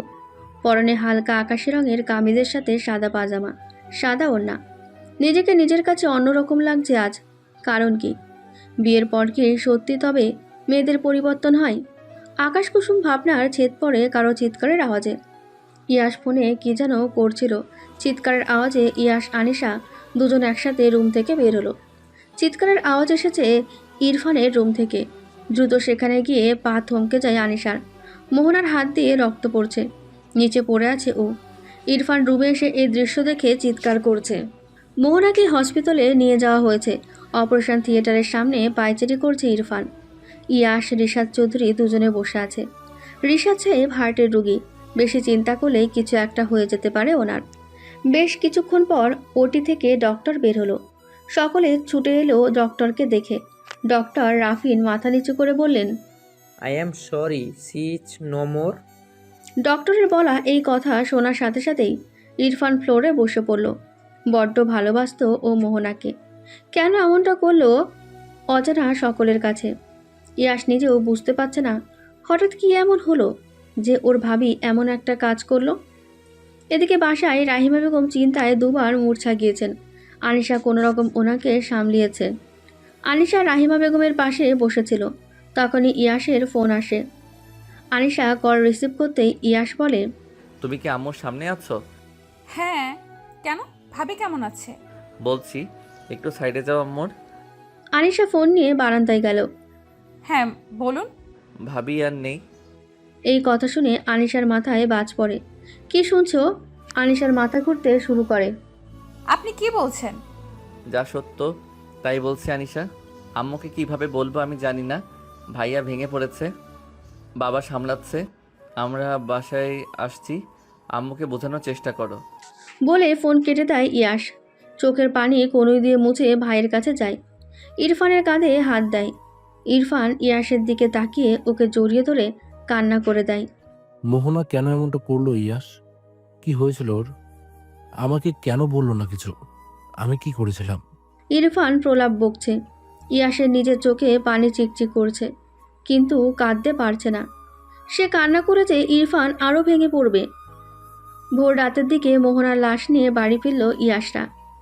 রাহিমা বেগমকে এখনও কিছু বলেনি আনিশা। কান্না গলায় দলা পাকিয়ে আছে ওর। এই বাড়িতে আসার পর যে মেয়েটি ওর পাশে বসে কথা বলল, সে নাকি এখন নেই। এটা মেনে নেওয়া যে বড্ড কঠিন হয়ে গেছে আনিশার কাছে। আনিশা ভাবছে ক্ষণিকের পরিচয়, তাতে ওর এত খারাপ লাগছে। তাহলে বাকিদের কি অবস্থা হবে? আনিশার ভাবনার মাঝে বাসার সামনে অ্যাম্বুলেন্স এসে থামল। রাহিমা বেগম হলরুমে বসেছিলেন। অ্যাম্বুলেন্সের শব্দ কানে যেতেই আটকে ওঠেন তিনি। দেখতে পান বাড়ির মেন দরজা দিয়ে দুজন ওয়ার্ড বয় স্ট্রেচারে করে মুখ ঢাকা একটি লাশ এনে রাখল। তখনই বাড়িতে ঢুকলো ইয়াস, রিশাদ সাহেব, ইরফান। ইরফানকে ইয়াস ধরে ধরে আনছে। রাহিমা বেগমের বুঝতে বাকি নেই কি হয়েছে, তবুও জিজ্ঞেস করলেন, ইয়াসের বাবা কি হয়েছে? আমার বৌমা ঠিক আছে তো? রিশাদ সাহেব কিছু বলতে পারলেন না, গিয়ে সোফায় থ মেরে বসে পড়লেন। রাহিমা বেগম এবার ইয়াসের কাছে গেল। ইয়াস, তুই বল বাবা, কি হয়েছে? ইরফানের এই অবস্থা কেন? ভাবি আর নেই আম্মু। এই কথা শুনে রাহিমা বেগম ইরফানের সামনে গিয়ে ছেলের মুখের দিকে তাকাতেই ওনার কলিজায় মোচড় দিয়ে উঠল। ছেলের চোখে পানি। যে ছেলে সবসময় হাসি খুশি থাকে, তার চোখে পানি, এটা যেন অবিশ্বাস্য কথা। ইরফান মাকে জড়িয়ে ধরে কেঁদে উঠল। আম্মু, মোহনাকে এনে দাও। ও কেন আমাকে ফাঁকি দিয়ে চলে গেল? আমি কি ভুল করেছিলাম? আমি তো শুধু ওকেই ভালোবেসেছি। ওর ভালো খারাপ সব দিক খেয়াল রেখেছি। আমার মনের সর্বশ্রেষ্ঠ জায়গা ওকে দিয়েছি। তাহলে কোন অভিমানে ও আমায় ছেড়ে গেল? ছেলের বলা কথায় কি উত্তর দেবেন জানা নেই রাহিমা বেগমের। ছেলেদের নাকি কাঁদতে নেই, কিন্তু ইরফান আজ সে কথা বদলে দিয়েছে। ভালোবাসার মানুষ হারিয়ে গেলে কীরকম বেদনা হয় আজ উপলব্ধি করতে পারছে সে। আনিশা হলরুমের এক কোণায় দাঁড়িয়ে কেঁদে চলেছে। ইয়াস ওর পাশ দিয়ে মাথায় হাত রাখে। আনিশা ইয়াসের বুকে মাথা রেখে কান্নায় ভেঙে পড়ে। ইয়াসেরও বড্ড কান্না পাচ্ছে। মোহনা ওর ভাবি নয়, বড় বোনের মতো ছিল। বোন না থাকার আফসোসটা দূর করেছিল মোহনা, কিন্তু সেই মোহনা কেন এই কাজ করলো? প্রশ্ন সকলের কাছে। সকাল 6টার দিকে মোহনার বাবা মা আসে। ওনারাও ভেঙে পড়ে একমাত্র মেয়ের এই অবস্থা দেখে। বাদ জোহর দাফন কার্য সম্পূর্ণ হয়। ইয়াসের পা যেন চলছে না। নিজের বোনের থেকে কম ভাবেনি মোহনাকে। কেন সে এমনটা করলো? ইরফানের কথা ভাবতে মাথা ঘুরে উঠছে ইয়াসের। বাড়ি পৌঁছে তাকে ইরফান পাথরের ন্যায় বসে আছে। রাহিমা বেগম ছেলের কষ্টে আরও অসুস্থ হয়ে পড়েছেন। আনিশা সকলকে সামলাচ্ছে। আনিশার বাবা মাও এসেছে। মন প্রচুর খারাপ তাদেরও। এই তো বিয়েতে কত মজা করলো, এই মেয়ের হঠাৎ কি হলো? ইরফানকে চেষ্টা করেও কিছু খাওয়াতে পারেনি কেউ। সারাদিন পেরিয়ে রাত হয়ে গেল। ইরফান ওভাবেই আছে নিজের রুমে। ইয়াস ভাইকে চেষ্টা করেছে নর্মাল করার, কিন্তু পারেনি। রাত তখন 11টা। খাওয়ার জন্য ইরফানের রুমে গেলেন রাহিমা বেগম, কিন্তু এ কি, রুম ফাঁকা।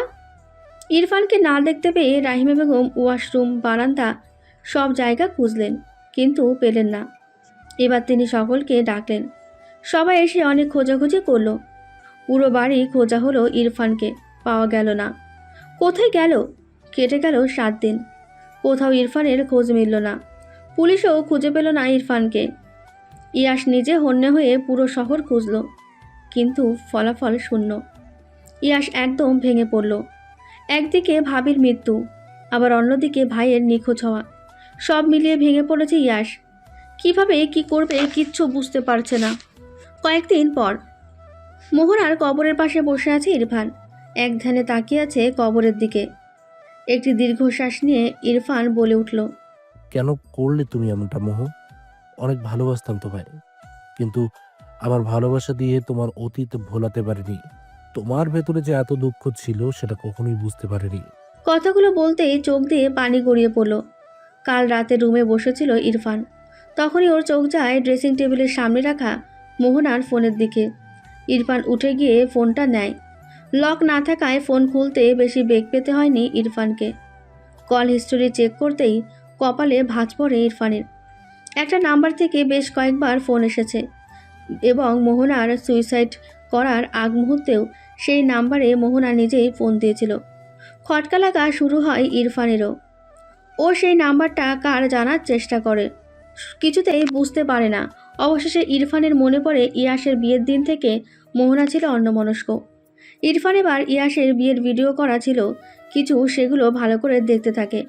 একসময় দেখে মোহনা কোথায় থেকে যেন চোখ মুছতে মুছতে দৌড়ে চলে যাচ্ছে, তাও বিয়ের সময়। এবার ইরফান শিওর হয় বিষয়টা জটিল। দেরি না করে বের হয়ে পড়ে সত্যি উদ্ঘাটন করতে। ইরফান যায় সেই কমিউনিটি সেন্টারে যেখানে ইয়াস আনিশার বিয়ে হয়েছে। ইরফানের চেনা পরিচিত বলে অত রাতে গিয়ে কোনো সমস্যায় পড়তে হয়নি। ইরফানকে গার্ডকে বলে বিয়ের দিনের সিসিটিভি ফুটেজ দেখাতে। গার্ড ইরফানকে নিয়ে একটি রুমে যায় এবং বিয়ের দিনের সিসিটিভি ফুটেজ দেখায়। তাতে দেখা যায় বর আসার পর মোহনার ফোন আসে, আর মোহনা একটু সাইডে যায় কথা বলতে। তখনই ওর সামনে একজন সুদর্শন যুবক এসে দাঁড়ায়, কোলে একটি বাচ্চা মেয়ে। মোহনা সেই যুবকের সাথে বেশ কিছুক্ষণ কথা বলে এবং তারপরই কান্না করতে করতে সেখান থেকে চলে যায়। তারা কি কথা বলছিল এটা শোনা যাচ্ছিল না। ইরফান ফুটেজটা নিয়ে যায় ওর বন্ধু সাকিবের বাসায়। রাত তখন 10:30। সাকিব ইরফানের কলেজ লাইফের বন্ধু। ইরফান সাকিবের বাসায় যেতেই সাকিব বলল, কি হয়েছে ভাই, সব ঠিক আছে তো? কিছু ঠিক নেই, আমার তোর সাহায্য প্রয়োজন। কি হয়েছে বলো। তুই তো একজন থট স্পেশালিস্ট। হ্যাঁ। এই ভিডিওটা দেখ, ওরা কি কথা বলছে সেটা আমাকে বল। ঠিক আছে। সাকিব দেখলো এবং বুঝলো। মুখ কালো করে ইরফানের দিকে তাকালো। ইরফান জিজ্ঞেস করলো, কি হয়েছে বল। ভাবির একটা পাস্ট ছিল। কি পাস্ট? ভাবি একজনকে ভালোবাসতো, কিন্তু সে ভাবিকে ভালোবাসেনি। বুঝিয়ে বল। ভাবরা তো ফোনে কল আসায় ভাবি সাইডে যায়, আর তখন সেই ছেলেটার সাথে দেখা হয়। সে ভাবির প্রাক্তন। তাকে বাচ্চা কোলে অবস্থায় দেখে ভাবি জিজ্ঞেস করে, কেমন আছো? ছেলেটি উত্তরে বলে, ভালো। কথায় কথায় ভাবি বলে, ভালোই তো আছো, সুখে আছো? ছেলেটি তখন হেসে বলে, হ্যাঁ তা তো থাকবই, আমার বউ আমার সব কিছু, আমার মেয়ে আমার পৃথিবী। এই কথা শুনে ভাবির চোখ ভিজে আসে। আবারও জিজ্ঞেস করে, আমার কি দোষ ছিল, সেদিন কেন হারিয়ে গিয়েছিলে? ছেলেটি তখন বলে, আমার তোমার দেহ প্রয়োজন ছিল, আর কিছু না। বলে ছেলেটা চলে যায়, আর ভাবি কান্না করতে করতে ভেতরে যায়। ইরফান হতভম্ব হয়ে যায়। চলে আসে মোহনার কবরের কাছে। তুমি যদি একবার আমাকে সবটা বলতে, আমি চেষ্টা করতাম তোমাকে দূরে রাখার এসব থেকে। আমি কি এত বছরে তোমার কাছের কেউ হতে পারেনি মোহ? কেন এমনটা করলে? অতীত ভেবে বর্তমান নষ্ট করে দিলে, আমার কথা ভাবলে না। তোমার অতীত নিয়ে কোনো মাথা ব্যথা আমার ছিল না, আর না আছে।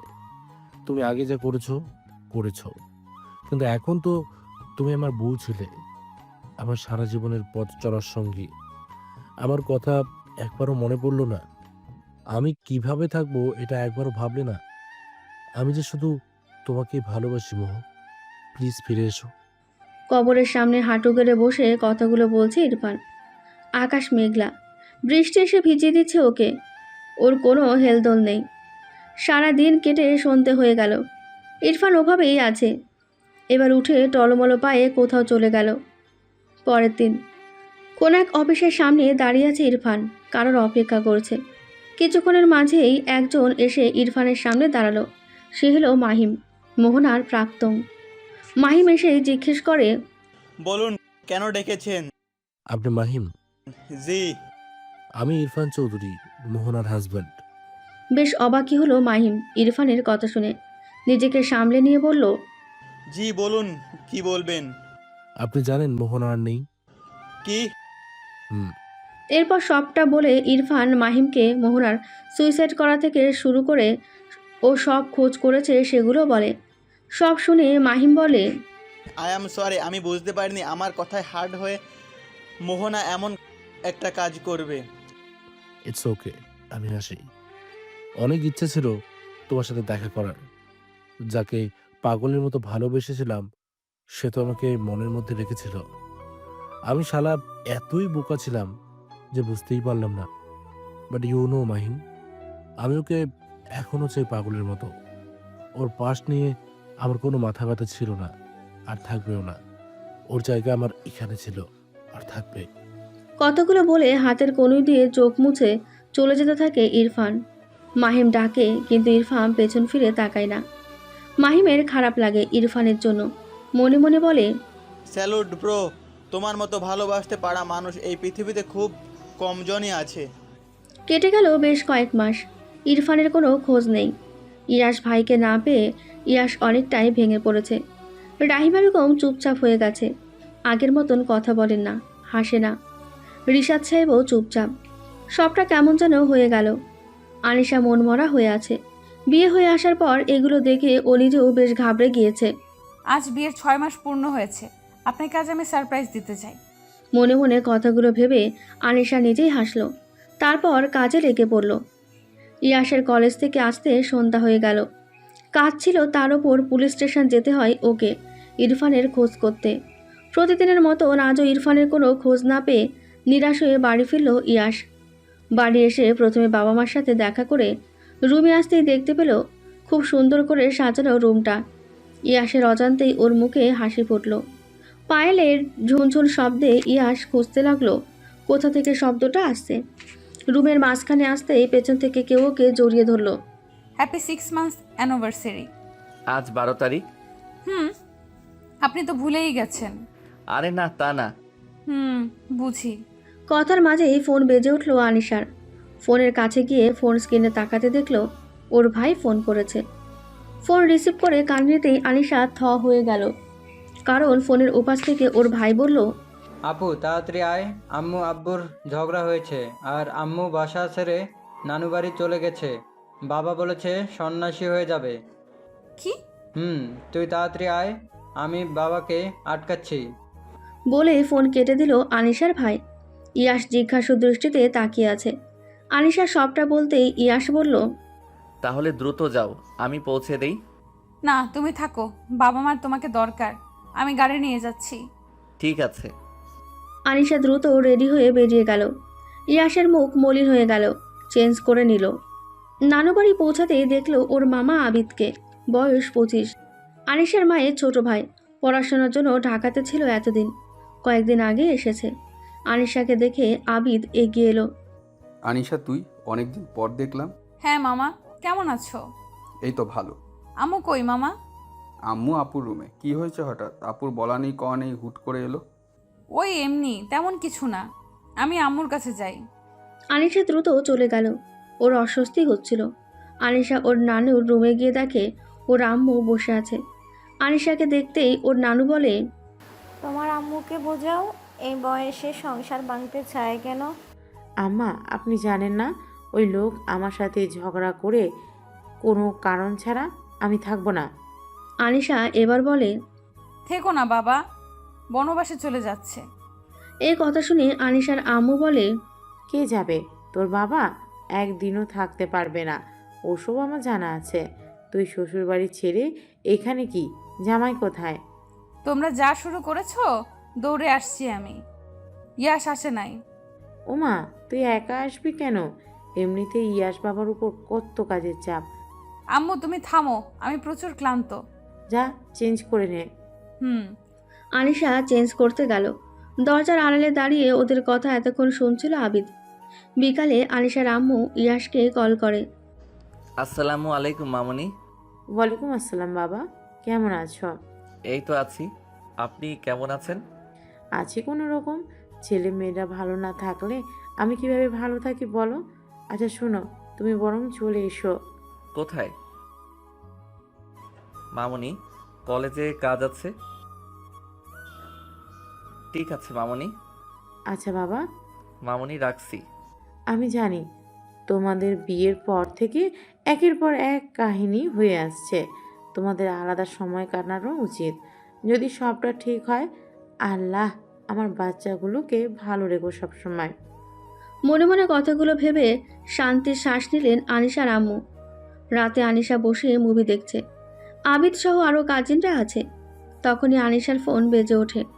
আনিশা ফোন নিয়ে রুমে চলে যায়। হ্যালো। বলুন। কেমন আছো? ভালো, আপনি? জানোই তো। মামুনি বাবা কেমন আছে? আছে কোনো রকম, ভাইয়ার চিন্তায়। আম্মু আরও অসুস্থ হয়ে গেছে। আরও কিছুক্ষণ কথা বলে ফোন রাখলো ইয়াশ। আনিশাকে বলল না ওর যাওয়ার কথা, সারপ্রাইজ দিতে চাই। এদিকে আনিশা কথা শেষ করে ফোন চার্জে দিয়ে ড্রয়িং রুমে গিয়ে মুভি দেখায় ব্যস্ত হয়ে গেল। 2 দিন পর আনিশা সোফায় বসে আছে, তখনই কলিং বেল বেজে উঠল।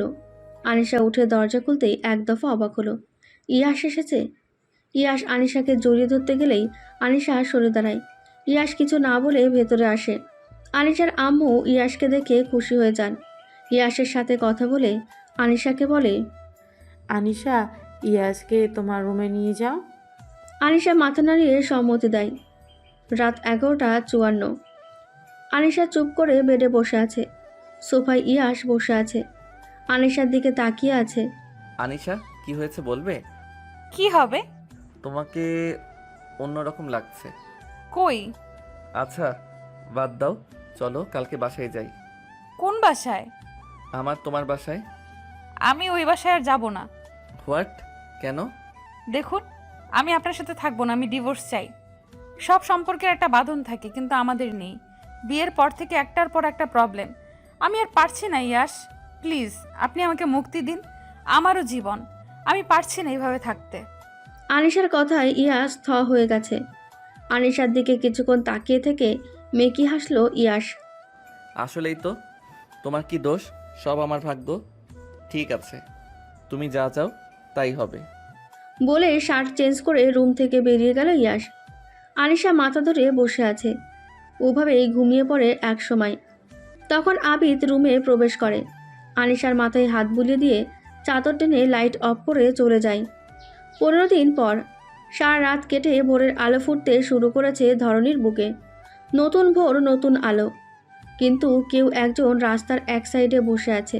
হ্যাঁ, সেই ইয়াশ, যার পুরো জীবনটায় অন্ধকারে ভরে গেছে। ভাবির মৃত্যুর পর একে একে সব হারিয়ে ফেলেছ। মায়ের মতন ভালোবাসা ভাইকে খুঁজলো, এতদিনও পেল না। আবার আজ নিজের অর্ধাঙ্গিনীর মুখে বিচ্ছেদের কথা যেন আরও ভেঙে দিয়েছে ইয়াশকে। সারা রাত রোড সাইডে বসেছিল, মাথায় কিছুই নেই। এভাবে মানুষ চলতে পারে না, মানসিক রোগী হয়ে যাচ্ছে ও। ইয়াশ জানে না কি আছে ওর কপালে। কিন্তু কয়েকদিন ধরে রাস্তায় রাস্তায় ঘুরেই কেটেছে দিন।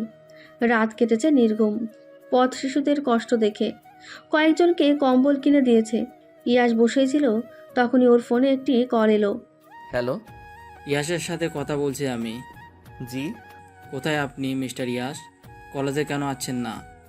আসলে স্যার, কোনো কিছু শুনতে চাই না, এমনভাবে হয় না। আপনাকে আর কলেজে আসতে হবে না, আপনার চাকরিটা নেই। বলে কল কেটে দেয় আব্রাহাম নামের লোকটি। ইয়াশ এবার হাসে, আকাশের দিকে তাকিয়ে বলে, এভাবে নিঃস্ব করলে আমায়? ঠিক আছে, মেনে নিলাম। তখনই ইয়াশের কাঁধে কেউ হাত রাখে। ইয়াশ তাকিয়ে দেখে ইরফান। ইয়াশ এতটাই অবাক হয় যে কথা বলা বন্ধ হয়ে গেছে। জড়িয়ে ধরে ও ইরফানকে। ইরফানও ভাইয়ের পিঠে হাত বুলিয়ে দেয়। ইয়াশের চোখের পানিতে ইরফানের শার্টে পড়ে। ইরফান বুঝতে পারে তার ভাই কাঁদছে। ইরফান ইয়াশকে নিজের মুখোমুখি করে দাঁড় করায়।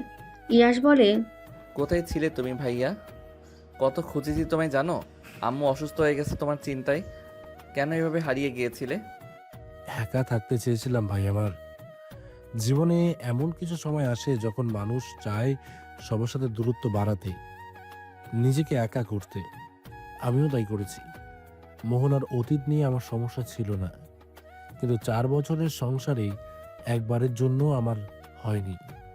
আমার সন্তানের কথাও ভাবেনি, শেষ করে দিয়েছে নিজের সাথে ওকেও। কি বলছো ভাইয়া? ঠিক বলছি। ও 3 মাসের প্রেগনেন্ট ছিল। সেই রিপোর্ট আমি ডক্টর লিনার থেকে পেয়েছিলাম। ও মারা যাওয়ার 2 দিন পর। এরপর ইরফান মোহনার অতীত সম্পর্কে সব কিছু খুলে বলে ইয়াশকে। ইয়াশ থ হয়ে যায়। ইরফান বলে, আমি যে কষ্ট ভোগ করেছি ভালোবাসা হারানোর, তোকে সেই কষ্ট পেতে দেব না আমি। কিন্তু ভাইয়া, আমি চাই না জোর করে সম্পর্ক টিকিয়ে রাখতে। আনিশা চায় না আমার সাথে থাকতে। ওকে ওর মতোই থাকতে দাও। ভালোবাসার মানুষকে ভালো রাখার নামই তো ভালোবাসা ভাইয়া। আর আজ আমি নিঃস্ব, আমার কিছু নেই। না আছে জব, না আছে ভালোবাসার মানুষ। আম্মু আব্বু আমাকে অপরাধী ভাবে কেন জানি না। আম্মু বলে আমি নাকি কিছু করতে পারি না, তোকে আনতে পারি না। সত্যি আমার থাকার কোনো মানে নেই। সবার জীবন থেকে হারিয়ে যেতে চাই। তিক্ততা এসে গেছে জীবনের প্রতি আমার। হঠাৎই এক কার এসে ধাক্কা দেয় ইয়াসকে। মাটিতে লুটিয়ে পড়ে ইয়াস। ইরফান দিকজ্ঞান হারিয়ে ফেলে, ছুটে যায় ভাইয়ের রক্তাক্ত দেহের কাছে। আবিদের সাথে বসে গল্প করছে আনিশা। আবিদ অপলক দৃষ্টিতে তাকিয়ে আছে আনিশার দিকে। তখনই হন্তদন্ত হয়ে রুমে প্রবেশ করে আনিশার মা। আনিশাকে ধরে বলে, আনো চল হসপিটালে। কেন আম্মু, কার কি হয়েছে? ইয়াশ বাবা অ্যাক্সিডেন্ট করেছে। আজ এতদিন ধরে ছেলেটাকে খুঁজছি পেলাম না, আর আজ এমন একটা খবর। আনিশা কি বলবে ভেবে পায় না। আবিদের চোখ মুখ লাল হয়ে গেছে, তবুও শান্ত থাকাটা চেষ্টা করছে। আনিশার আম্মু আনিশার হাত ধরে নিয়ে বাসা থেকে বেরিয়ে পড়লেন হসপিটালের উদ্দেশ্যে। In city hospital. ইরফান দাঁড়িয়ে আছে, ইয়াসের মা বাবাও এসেছে। ওনারা ওয়েটিং রুমে বসে আছেন। ইরফানকে দেখে অবাক হলেও ইয়াসের চিন্তা ওনারা চিন্তিত। একটু পর অপারেশন থিয়েটারের সামনে এসে দাঁড়ায় ইরফান। আনিশা এবং ওর আম্মুর সাথে আবিদও এসেছে। আনিশা চুপ। আনিশার আম্মু অবাক হচ্ছে মেয়েকে দেখে। একজন ডক্টর এসে বলে যায়, পেশেন্টকে আইসিইউতে রাখা হয়েছে, অবস্থা সিরিয়াস। আনিশা এটা শুনেও এমন ভাব করছে যেন কিছুই হয়নি। আনিশার আম্মু আনিশাকে জিজ্ঞেস করে, আনিশা, ইয়াশ অসুস্থ, তুমি কি ভাবে এত নর্মাল আছো? তুমি কি একটু ভালোবাসো না? না। বলে আনিশা হনহন করে চলে যেতে নিলেই ইরফান পথ আটকায়। হঠাৎই আনিশার গালে চড় মেরে বসে। আনিশা সহ উপস্থিত সকলেই অবাক। আনিশা গালে হাত দিয়ে সকলের দিকে তাকিয়ে আছে। আমি হসপিটালে কেন? আনিশার আম্মু আনিশার কাছে গিয়ে দু বাহু ধরে বলে, কি নাটক করছো? মাত্রই বেলে, এখন বলছো তুমি এখানে কেন? আজব। আম্মু, আমি কেন নাটক করব? আনিশার আম্মু আরও কিছু বলতে চেয়েছিলেন, কিন্তু ইরফান থামিয়ে দিয়ে বলে, ওকে কিছু বলে লাভ নেই আন্টি। আনিশা কিছু মনে নেই। মানে ওকে হিপনোটাইজ করে রাখা হয়েছিল। ওর ফ্যামিলি মেম্বার বাদে আর কাউকে সহ্য করতে পারছিল না, আর না পারছিল ইয়াশকে সহ্য করতে। কি? অবাক হয়ে বলে আনিশা। তুমি ইয়াশকে সহ্যই করতে পারো নাই, এটা আমি খেয়াল করেছি। তোমাকে হাসপাতালে ঢোকার সময় চোখ স্থির ছিল আমার। আনিশা থ হয়ে দাঁড়িয়ে আছে। আনিশার আম্মু বলে, কে করেছে এটা? আর তুমি কিভাবে জানলে? এতদিন কই ছিলে বাবা? বলছি আন্টি, প্রথমেই বলি আমি একা থাকতে চেয়েছিলাম, তাই দূরে ছিলাম। আর আমি কিভাবে জানি? আমি দূরে থাকলেও আমার পরিবারের সকল সদস্যদের সব খবরই আমি রাখতাম। হ্যাঁ, এখন বলতে পারেন আমি কেন ফিরিনি সেটা পরে বলছি। আগে বলি আপনার ভাইয়ার কথা। আমার ভাই? আদিব নাম ওনার, তাই না? হ্যাঁ। উনি আনিশাকে হিপনোটাইজ করেছে। কি বলছেন এসব? কে আপনি? হ্যাঁ, আপনার নাম এসব কে বলেছে? রেগে আবিদ বলে ওঠে কথাগুলো। আমি কে? আমি ইরফান। আমি সব জানি আপনার বিষয়ে। আপনি আনিশাকে লাইক করতেন, বয়স কম, আর সাইকো টাইপ। আপনি নিজের ভাগ্নিকে হিপনোটাইজ করে ফেললেন তাই বলে, কারণ আপনি ওকে পছন্দ করতেন। বলুন সত্যি কিনা? আবিদ চুপ। ইরফান আবারও বলে, আমার ভাই আজ এই অবস্থায় শুধু আপনার জন্য। আপনি আনিশা আর ওর মাঝে দূরত্ব বাড়িয়ে দিয়ে নিজে আনিশাকে পাওয়ার আশা করেছিলেন। লজ্জা করলো না একবারও? ছি। হ্যাঁ হ্যাঁ করেছি আমি, তো কি হয়েছে? কোনো ভুল করিনি। অনিশাকে ভালো লাগতো ভেবেছিলাম সবাইকে বলবো, কিন্তু তার আগেই ওর বিয়ে হয়ে গেল। ঈশান নামের ছেলেটা আমার পথের কাঁটা হয়ে দাঁড়ালো। অনিশাকে ভুল বোঝানোর চেষ্টা করেছিলাম, কাজ হয়নি, তাই এটা করেছি। খারাপ কি করেছি? ভালোবাসা অন্যায় না। কথা শেষ হতেই আনিশার আম্মু ঠাস করে থাপ্পড় দেয় আবিদের গালে। ছি আবিদ, ছি। ছোট ভাই তুই আমার, কম আদর করিনি। তুই কিনা শেষে আমার মেয়ের এই সর্বনাশ করতে চাইলি। আবিদের কলার ধরে কথাগুলো বললেন আনিশার আম্মু। তখনই ওখানে কয়েকজন ওয়ার্ড বয় সহ কয়েকজন ডক্টর এলো। ইরফান ওদের দেখে আবিদের দিকে ইশারা করলো। ওরা আবিদকে নিয়ে গেল। আবিদ মেন্টালি অসুস্থ, তাই ওর ট্রিটমেন্ট দরকার, তাই ইরফান ওদের ডেকেছে। ওরা আবিদকে নিয়ে গেল। আনিশা সব শুনে কান্না করছে। ইরফান আনিশার পাশে গিয়ে দাঁড়িয়ে মাথায় হাত বুলিয়ে দেয় আর বলে, সরি বোন, তোমাকে তখন মারার জন্য। না ভাইয়া, এইভাবে বলবেন না। আমি জানি আপনি আমার ভালোর জন্যই করেছেন, কিন্তু ইয়াশ ও কেমন আছে? আর মামা কিভাবে এমনটা করতে পারলো? ইয়াশ আইসিইউতে আছে, আর আবিদ ও মেন্টালি অসুস্থ। আমি বাসার সব খবরই রাখতাম। একদিন তোমাদের বাসার সামনেও গিয়েছিলাম, ওখানে একটা দরকার ছিল, ভাবলাম তোমার সাথে দেখা করি। আম্মু বাবা অনেক চিন্তা করছে, তাদের তুমি আমার হয়ে কিছু বলে দিতে পারবা? কিন্তু তোমার রুমের জানালার সামনে দাঁড়িয়ে দেখি আবিদ তোমার রুমে, তাও অদ্ভুতভাবে তাকিয়ে আছে। তারপর চলে যাই। আমার সন্দেহ লাগে, খোঁজ নেই, সব জানতে পারি, আর চলে আসি ভাইয়ের ভালোবাসা রক্ষা করতে। কিন্তু হয়তো দেরি করে ফেলেছি। আমার ভাইটা আমার উপর অভিমান নিয়েই চলে যাবে হয়তো। না ভাইয়া। কান্না করে বলে উঠল আনিশা। পরের দিন সকালে ইয়াশ এখন আগের থেকে অনেকটা ভালো আছে। ইরফান ইয়াশের সাথে আছে। ইয়াশের জ্ঞান ফিরলে ঘুমের মেডিসিন দেওয়া হয়, তাই ও এখনও কাউকে দেখেনি। আনিশা বসে আছে পাশে ওর আম্মু। ইয়াশের মা এবারও মূর্ছা গিয়েছেন আদরের ছোট ছেলেকে এই অবস্থায় দেখে। তার পাশেই রিশাদ সাহেব নাক মুখ কুঁচকে বসে আছেন।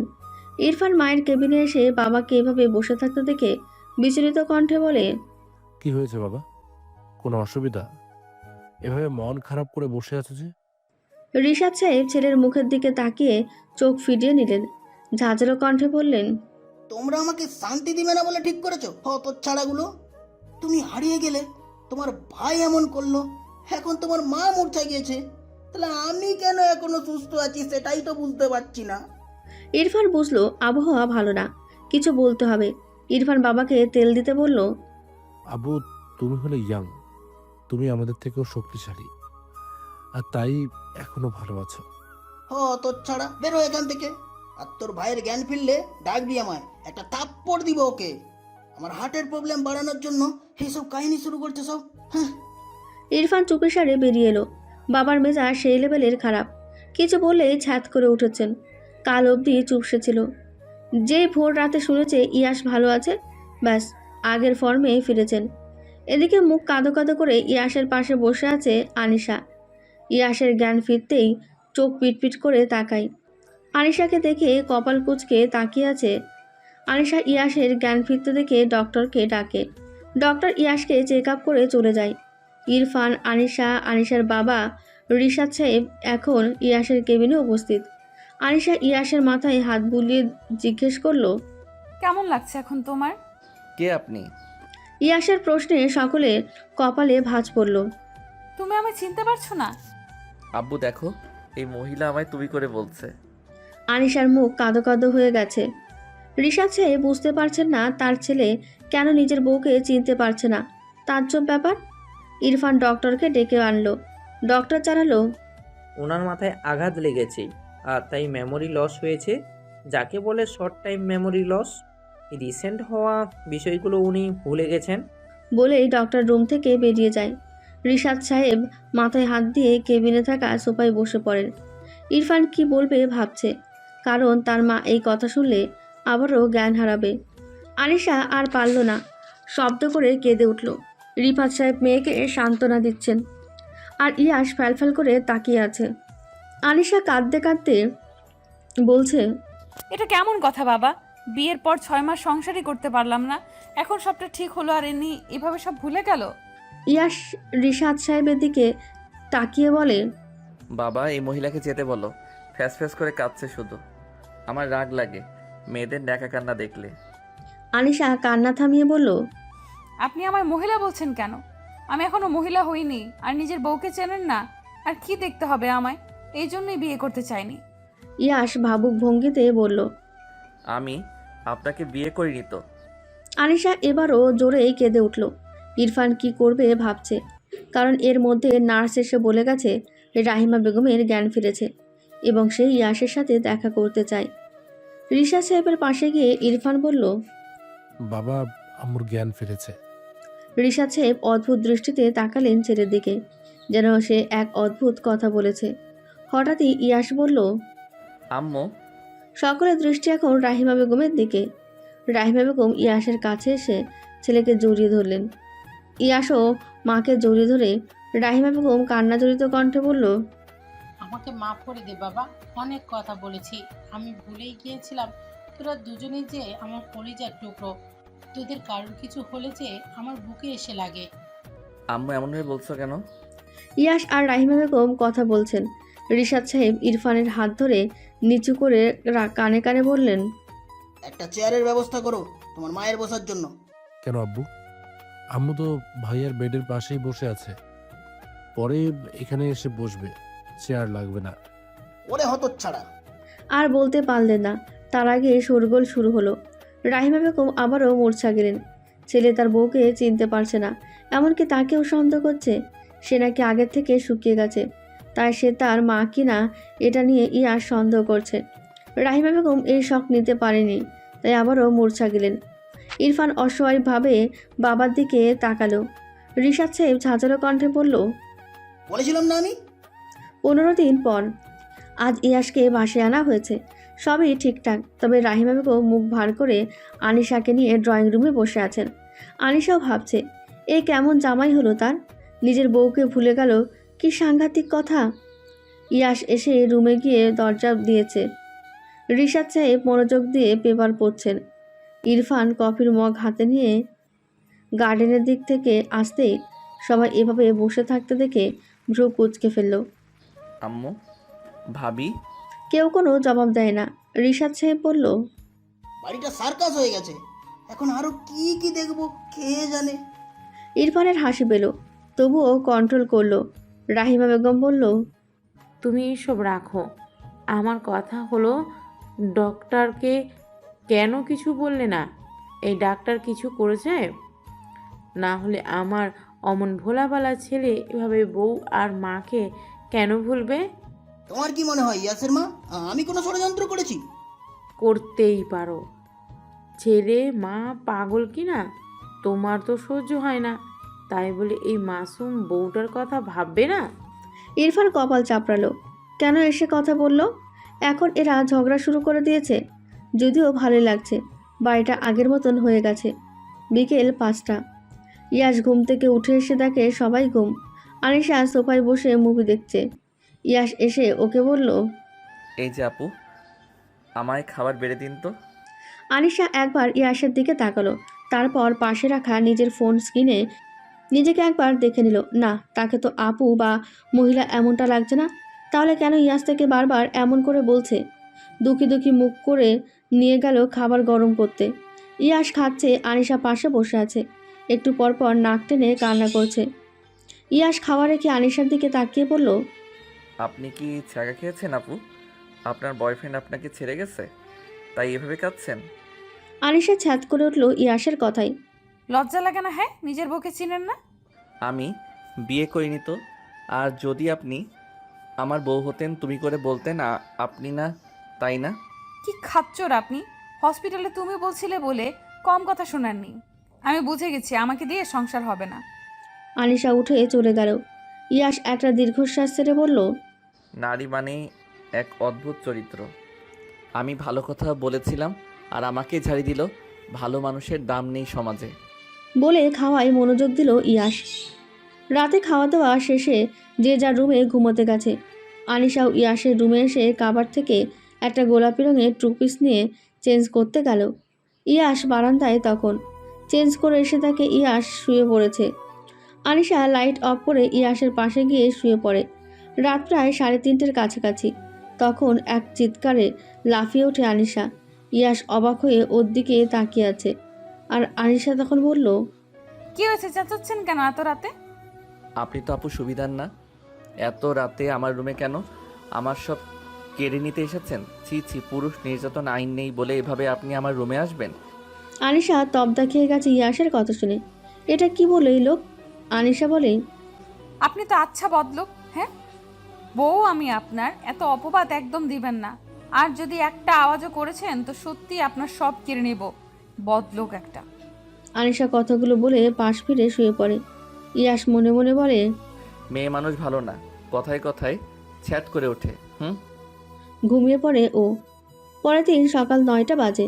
আনিশা দরজার পাশে ওয়েট করছে কখন ইয়াস বাসায় ঢুকবে আর ওর হাতে থাকা লাঠি দিয়ে ওর মাথায় বাড়ি দেবে। আনিশা শুয়ে নেছে, আঘাত লাগা স্থানে আবারও আঘাত পেলে স্মৃতি ফিরে আসার সম্ভাবনা আছে। ইয়াস 7টায় উঠে জগিং করতে গিয়েছে। ফেরবার সময় প্রায় হয়ে গেল। আনিশার দরজা বাইরে থেকে উকি দিল, দেখলো একটা ছায়া এদিকেই আসছে। আনিশা বিসমিল্লাহ বলে দিল এক বাড়ি। তারপর যা দেখলো তাতে ওর মাথা ঘুরে গেল। আনিশা যাকে বাড়ি মেরেছে সে আর কেউ নয়, রিশাদ সাহেব। আনিশা কি করবে ভেবে পায় না। রিশাদ সাহেব ওকে দেখার আগে দৌড়ে রুমে চলে যায়। এদিকে রিশাদ সাহেবের মাথায় আলু হয়ে গেছে। কিছুক্ষণ পর রাহিমা বেগম দেখে সন্দেহ গলায় বলছেন, কাকে টিস করতে গিয়ে গণধোলাই খেয়ে এসেছো? রিশাদ সাহেবের মেজাজ খারাপ হয়ে গেছে, মাথায় বরফ ধরে বসে আছেন, চুপ করে আছেন। এখন কথা বলে কথা বাড়াতে উনি চান না। ইয়াস এসেছে একটু পরে। আনিশা হলরুমে আসতেই রাহিমা বেগম বলে ওঠেন, দেখো বৌমা, এই বয়সে বোধহয় আমার কপাল পুড়বে। কিছু বুঝতে পারছি না, এই লোক কি চায়? অসভ্য। রিশাদ সাহেব দাঁত কিরমির করে বলেন, একদম বাজে কথা বলবে না রহিমা। অন্যায় করে আবার আমাকেই ধমকাচ্ছ? রাহিমা বেগম বকবক শুরু করলেন। আনিশা স্বস্তির শ্বাস নিল। যাক, কেউ ওকে দেখেনি। পরে শ্বশুরমশাইয়ের থেকে মাপ চেয়ে নিবে। 2 মাস পর ইয়াস এখন পুরোপুরি সুস্থ, সবাইকে চিনতে পেরেছে, কিন্তু আনিশাকে চেনে না। আনিশাকে আপু বলে, আর আনিশা তেলে বেগুনে জ্বলে ওঠে। এমনি একদিন আনিশা ড্রয়িং রুমে বসে রাহিমা বেগমের সাথে গল্প করছিলেন। তখনই কলিং বেল বাজে। আনিশার দরজা খুলে দিতেই একটি মাঝবয়সী মেয়ে দৌড়ে গিয়ে ইয়াসকে জড়িয়ে ধরে। ইয়াস থ হয়ে তাকিয়ে আছে। ইয়াসও অবাক হয়েছে। মেয়েটি ইয়াসকে বলে, মিস ইউরে, কতদিন দেখি না তোকে। ভাবনিস বেশি, আগে কল দিতি, এখন তাও দিস না। ঢং। ইয়াস কিছু বলতে যাবে, তার আগে একটা ঝাড়ু এসে সামনে পড়ে ওর। ইয়াস সহ মেয়েটি তাকিয়ে দেখে আনিশা হাতে আরও 2টা ঝাড়ু নিয়ে দাঁড়িয়ে আছে। আমার জামাইয়ের থেকে সরে যাও পেতনি। সাহস কিভাবে হয় ওর সাথে চিপকে থাকার? ও আমাকে চেনে না বলে যা ইচ্ছা তাই করবে তুমি? সর। বলে ঝাড়ু নিয়ে তেড়ে গেলে মেয়েটি ইয়াসের পিছে লুকিয়ে পড়ে। রাহিমা বেগম থামতে বলেছেন, কিন্তু আনিশা শুনছে না। আনিশা মেয়েটির পিছু ঝাড়ু নিয়ে ছুটতে লাগলো একসময়। পুরো হলরুম দৌড়ে চলেছে তারা। মেয়েটির পিছে ঝাড়ু হাতে আনিশাও সমানতালে দৌড়। আনিশা দৌড়াতে দৌড়াতে হঠাৎ একটান অনুভব করলো ইয়াস ওকে টান দিয়ে নিজের কাছে নিয়েছে। রিল্যাক্স, কিভাবে ছুটছো? পড়ে যাবা। গেলে কার কি? হ্যাঁ, ওই পেতনিকে আমি মেরে ফেলবো। বলে আনিশা ইয়াসকে ছাড়িয়ে আবারও দৌড়। মেয়েটি ইয়াসের পিছে গিয়ে লুকিয়ে পড়ে। আনিশা ওর মাথায় ঝাড়ু দিয়ে বাড়ি দিতে গেলেই মেয়েটি ইয়াসের পেছন থেকে সরে যায় আর বাড়ি লাগে ইয়াসের মাথায়। আনিশা নিজেও হা হয়ে যায়। এটা কি করে ফেললো? ইয়াস ততক্ষণে জ্ঞান হারিয়েছে। রাহিমা বেগম ইয়াসের দিকে ছুটে এলো। মেয়েটি যেতে নিলেই আনিশা বাধা দিল। আনিশা পানি নিয়ে গিয়ে ইয়াসের মুখে দিল। ইয়াসের জ্ঞান ফিরতেই ও বলল, আনিশা, তুমি এভাবে ঝাড়ু হাতে দাঁড়িয়ে আছো কেন? আনিশা কি বলবে ভেবে পায় না। হাত থেকে ঝাড়ু ফেলে ইয়াসকে গিয়ে জড়িয়ে ধরে। আপনি ঠিক হয়ে গেছেন? আমি কত অপেক্ষা করতাম আপনি কবে আমায় চিনতে পারবেন তার জন্য। আমি ভাবিনি আপনি আমায় আবার চিনতে পারবেন। রাহিমা বেগম মেয়েটির হাত ধরে ওখান থেকে চলে যান। ইয়াস আনিশাকে বলে, আমি তো তোমায় রোজ আনিশা বলে ডাকতাম, তুমি ঘুমিয়ে যাওয়ার পর। আনিশা অবাক চোখে ইয়াসের দিকে তাকিয়ে বলে, তার মানে আপনি ঠিক হয়ে গিয়েছেন আগেই? আগের মাসে ডক্টর দেখিয়ে ফেরার সময় একটা কার অ্যাক্সিডেন্ট হতে দেখায়, ওইখানেই সব মনে পড়ে যায় আমার, কিন্তু প্রকাশ করি না। আমি দেখতে চেয়েছিলাম তুমি আমাকে কতটুকু ভালোবাসো। আপনি খুব খারাপ। বলে ইয়াসের বুকে মুখ লুকিয়ে ফেলে আনিশা। ইয়াস বলে, যাকে তুমি ঝাড়ু দিয়ে পিটাতে চাইছিলে সে তোমার ননদ, আব্বুর ছোট ভাইয়ের মেয়ে নাফিসা। এই কথা শুনে আনিশা জিভে কামড় দেয়। ইস, কি কাণ্ডটানা করলো সে। রাহিমা বেগম অবশ্য রাগ করেননি আনিশার ওপর। নিজের স্বামীর সাথে কাউকে এমনভাবে দেখলে এমনটাই করা উচিত বলেও তিনি মনে করেন। 2 বছর পর এখন সব বদলে গেছে। ইয়াস এখন ফ্যামিলি বিজনেসে জয়েন করেছে। ইরফান আর বিয়ে করেনি। রাহিমা বেগম এখন ক্যাথা সেলাই করেন অবসর সময়, কারণ সামনে তার নাতি নাতনি আসতে চলেছে। আনিশা প্রেগনেন্ট। আনিশা তো সারাদিন বসে বসে বোর হয়। ইয়াসকে ফোন দিয়ে বকে, ইয়াস হাসে। তাতে আনিশার আরও রাগ ওঠে। কদিন আগেই একদিন রাতে আনিশার ঘুম আসছিল না, পা জ্বালা করছিল। ইয়াস ঘুমিয়েছিল। আনিশা এক চিৎকার দিয়ে কেঁদে ওঠে। ইয়াস লাফিয়ে উঠে বলে, কি হয়েছে বউ, কাঁদছো কেন? আনিশা কেঁদেই চলেছে। ইয়াশ আর কয়েকবার জিজ্ঞেস করতেই আনিশা বলে, আমি যদি মরে যাই তাহলে খবরদার আর বিয়ে করবে না। আমি অত মহান না যে আপনাকে শেয়ার করব। বলে আবারও কান্না করে। এদিকে ইয়াশ বেক্কিলের মতো তাকিয়ে থাকে। তুমি এই জন্য এত রাতে কাঁদছো? ওরে পাগলি, আমি শুধু তোমাকেই ভালোবাসি। কেন তুমি এমন ভাবছো যে তোমার কিছু হবে? আমি আছি তো, আমি থাকতে তোমার কিছু হতে দিব না। কাঁদে না, আসো বুকে এসে শুয়ে পড়ো। আনিশা ইয়াশের বুকে মাথা রাখতেই ইয়াশ আনিশার সামনে একটি চকলেটের বাক্স ধরে। নাও খাও, তোমার তো খিদেও পেয়েছে, তাই এসব ভুলভাল ভাবছো। তুমি জানলে কিভাবে? আমি জানবো না? আমার বউয়ের সব কিছু আমি জানি, বুঝলে? আনিশা মিষ্টি হাসি দিয়ে চকলেটটি খাওয়ায় মনোযোগ দিল। কেটে গেল 9টি মাস। সময় খুব দ্রুত চলে যায়। আনিশার ডেলিভারি ডেট আজ। ওটির সামনে পায়চারি করছে ইয়াশ। আনিশার বাবা মা, রাহিমা বেগম, রিশাদ সাহেব, ইরফান সবাই হসপিটালে উপস্থিত। ইয়াশকে ওটির ভেতরে যেতে বলা হয়েছিল, গিয়েছিল, কিন্তু ওটির চারপাশে একবার চোখ বুলিয়ে নিতেই জ্ঞান হারিয়েছে ইয়াশ, তাই ওকে আর ভেতরে যেতে দেওয়া হয়নি। 1 ঘন্টা হয়েছে, এখনও ডক্টররা কিছু বলেনি। ইয়াশ টেনশনে ঘেমে আছে। ইয়াশ আর না পেরে বলে ওঠে, আমাকে এইভাবে দাঁড় করিয়ে রাখার মানে আছে? আমি ভিতরে যাব, বউকে দেখব, টেনশনে পাগল হয়ে যাচ্ছি। রিশাদ সাহেব বলেন, মায়ের মতো মূর্ছা গিয়েছো একবার, আবার যেতে চাও? চুপচাপ বসো, ডাক্তার বের হলে কথা বলবো। ইয়াশ তবুও নিজের মনকে শান্ত করতে পারল না। কিছুক্ষণ পর নার্স তোয়ালে দিয়ে পেঁচিয়ে 2 ফুটফুটে বাচ্চাকে নিয়ে এলো। আনিশার টুইন বেবি হয়েছে, একটা ছেলে একটা মেয়ে। নার্সটি ইয়াশের কোলে দিল দুজনকে। ইয়াশ অবাক হয়ে দুজনকেই দেখছে। তার বিশ্বাস হচ্ছে না সে বাবা হয়েছে। এ যেন এক অন্যরকম সুখানুভব। রাহিমা বেগম ইয়াশের কাছে গিয়ে একজনকে কোলে নেয়। রিশাদ সাহেব নাতি নাতনির মুখ দেখে বলেন, মাশাআল্লাহ। ইয়াশ দুজনের কাঁধে আজান দেয়। আনিশার কথা এ নিয়ে 15 বার জিজ্ঞেস করেছে নার্সকে বাবু দেওয়ার পর। 2 বার বের হয়েছে নার্স, আর 2 বারই জিজ্ঞেস করেছে। নার্স একই কথা বলেছে, আপনার ওয়াইফ ভালো আছেন? কিছুক্ষণ পর বেড়ে দেওয়া হবে, তখন কথা বলতে পারবেন। আনিশাকে বেড়ে দেওয়ার কিছুক্ষণ পরই জ্ঞান ফেরে ওর। আনিশার পাশে বাবুদের রেখে সবাই বেরিয়ে যায় কেবিন থেকে।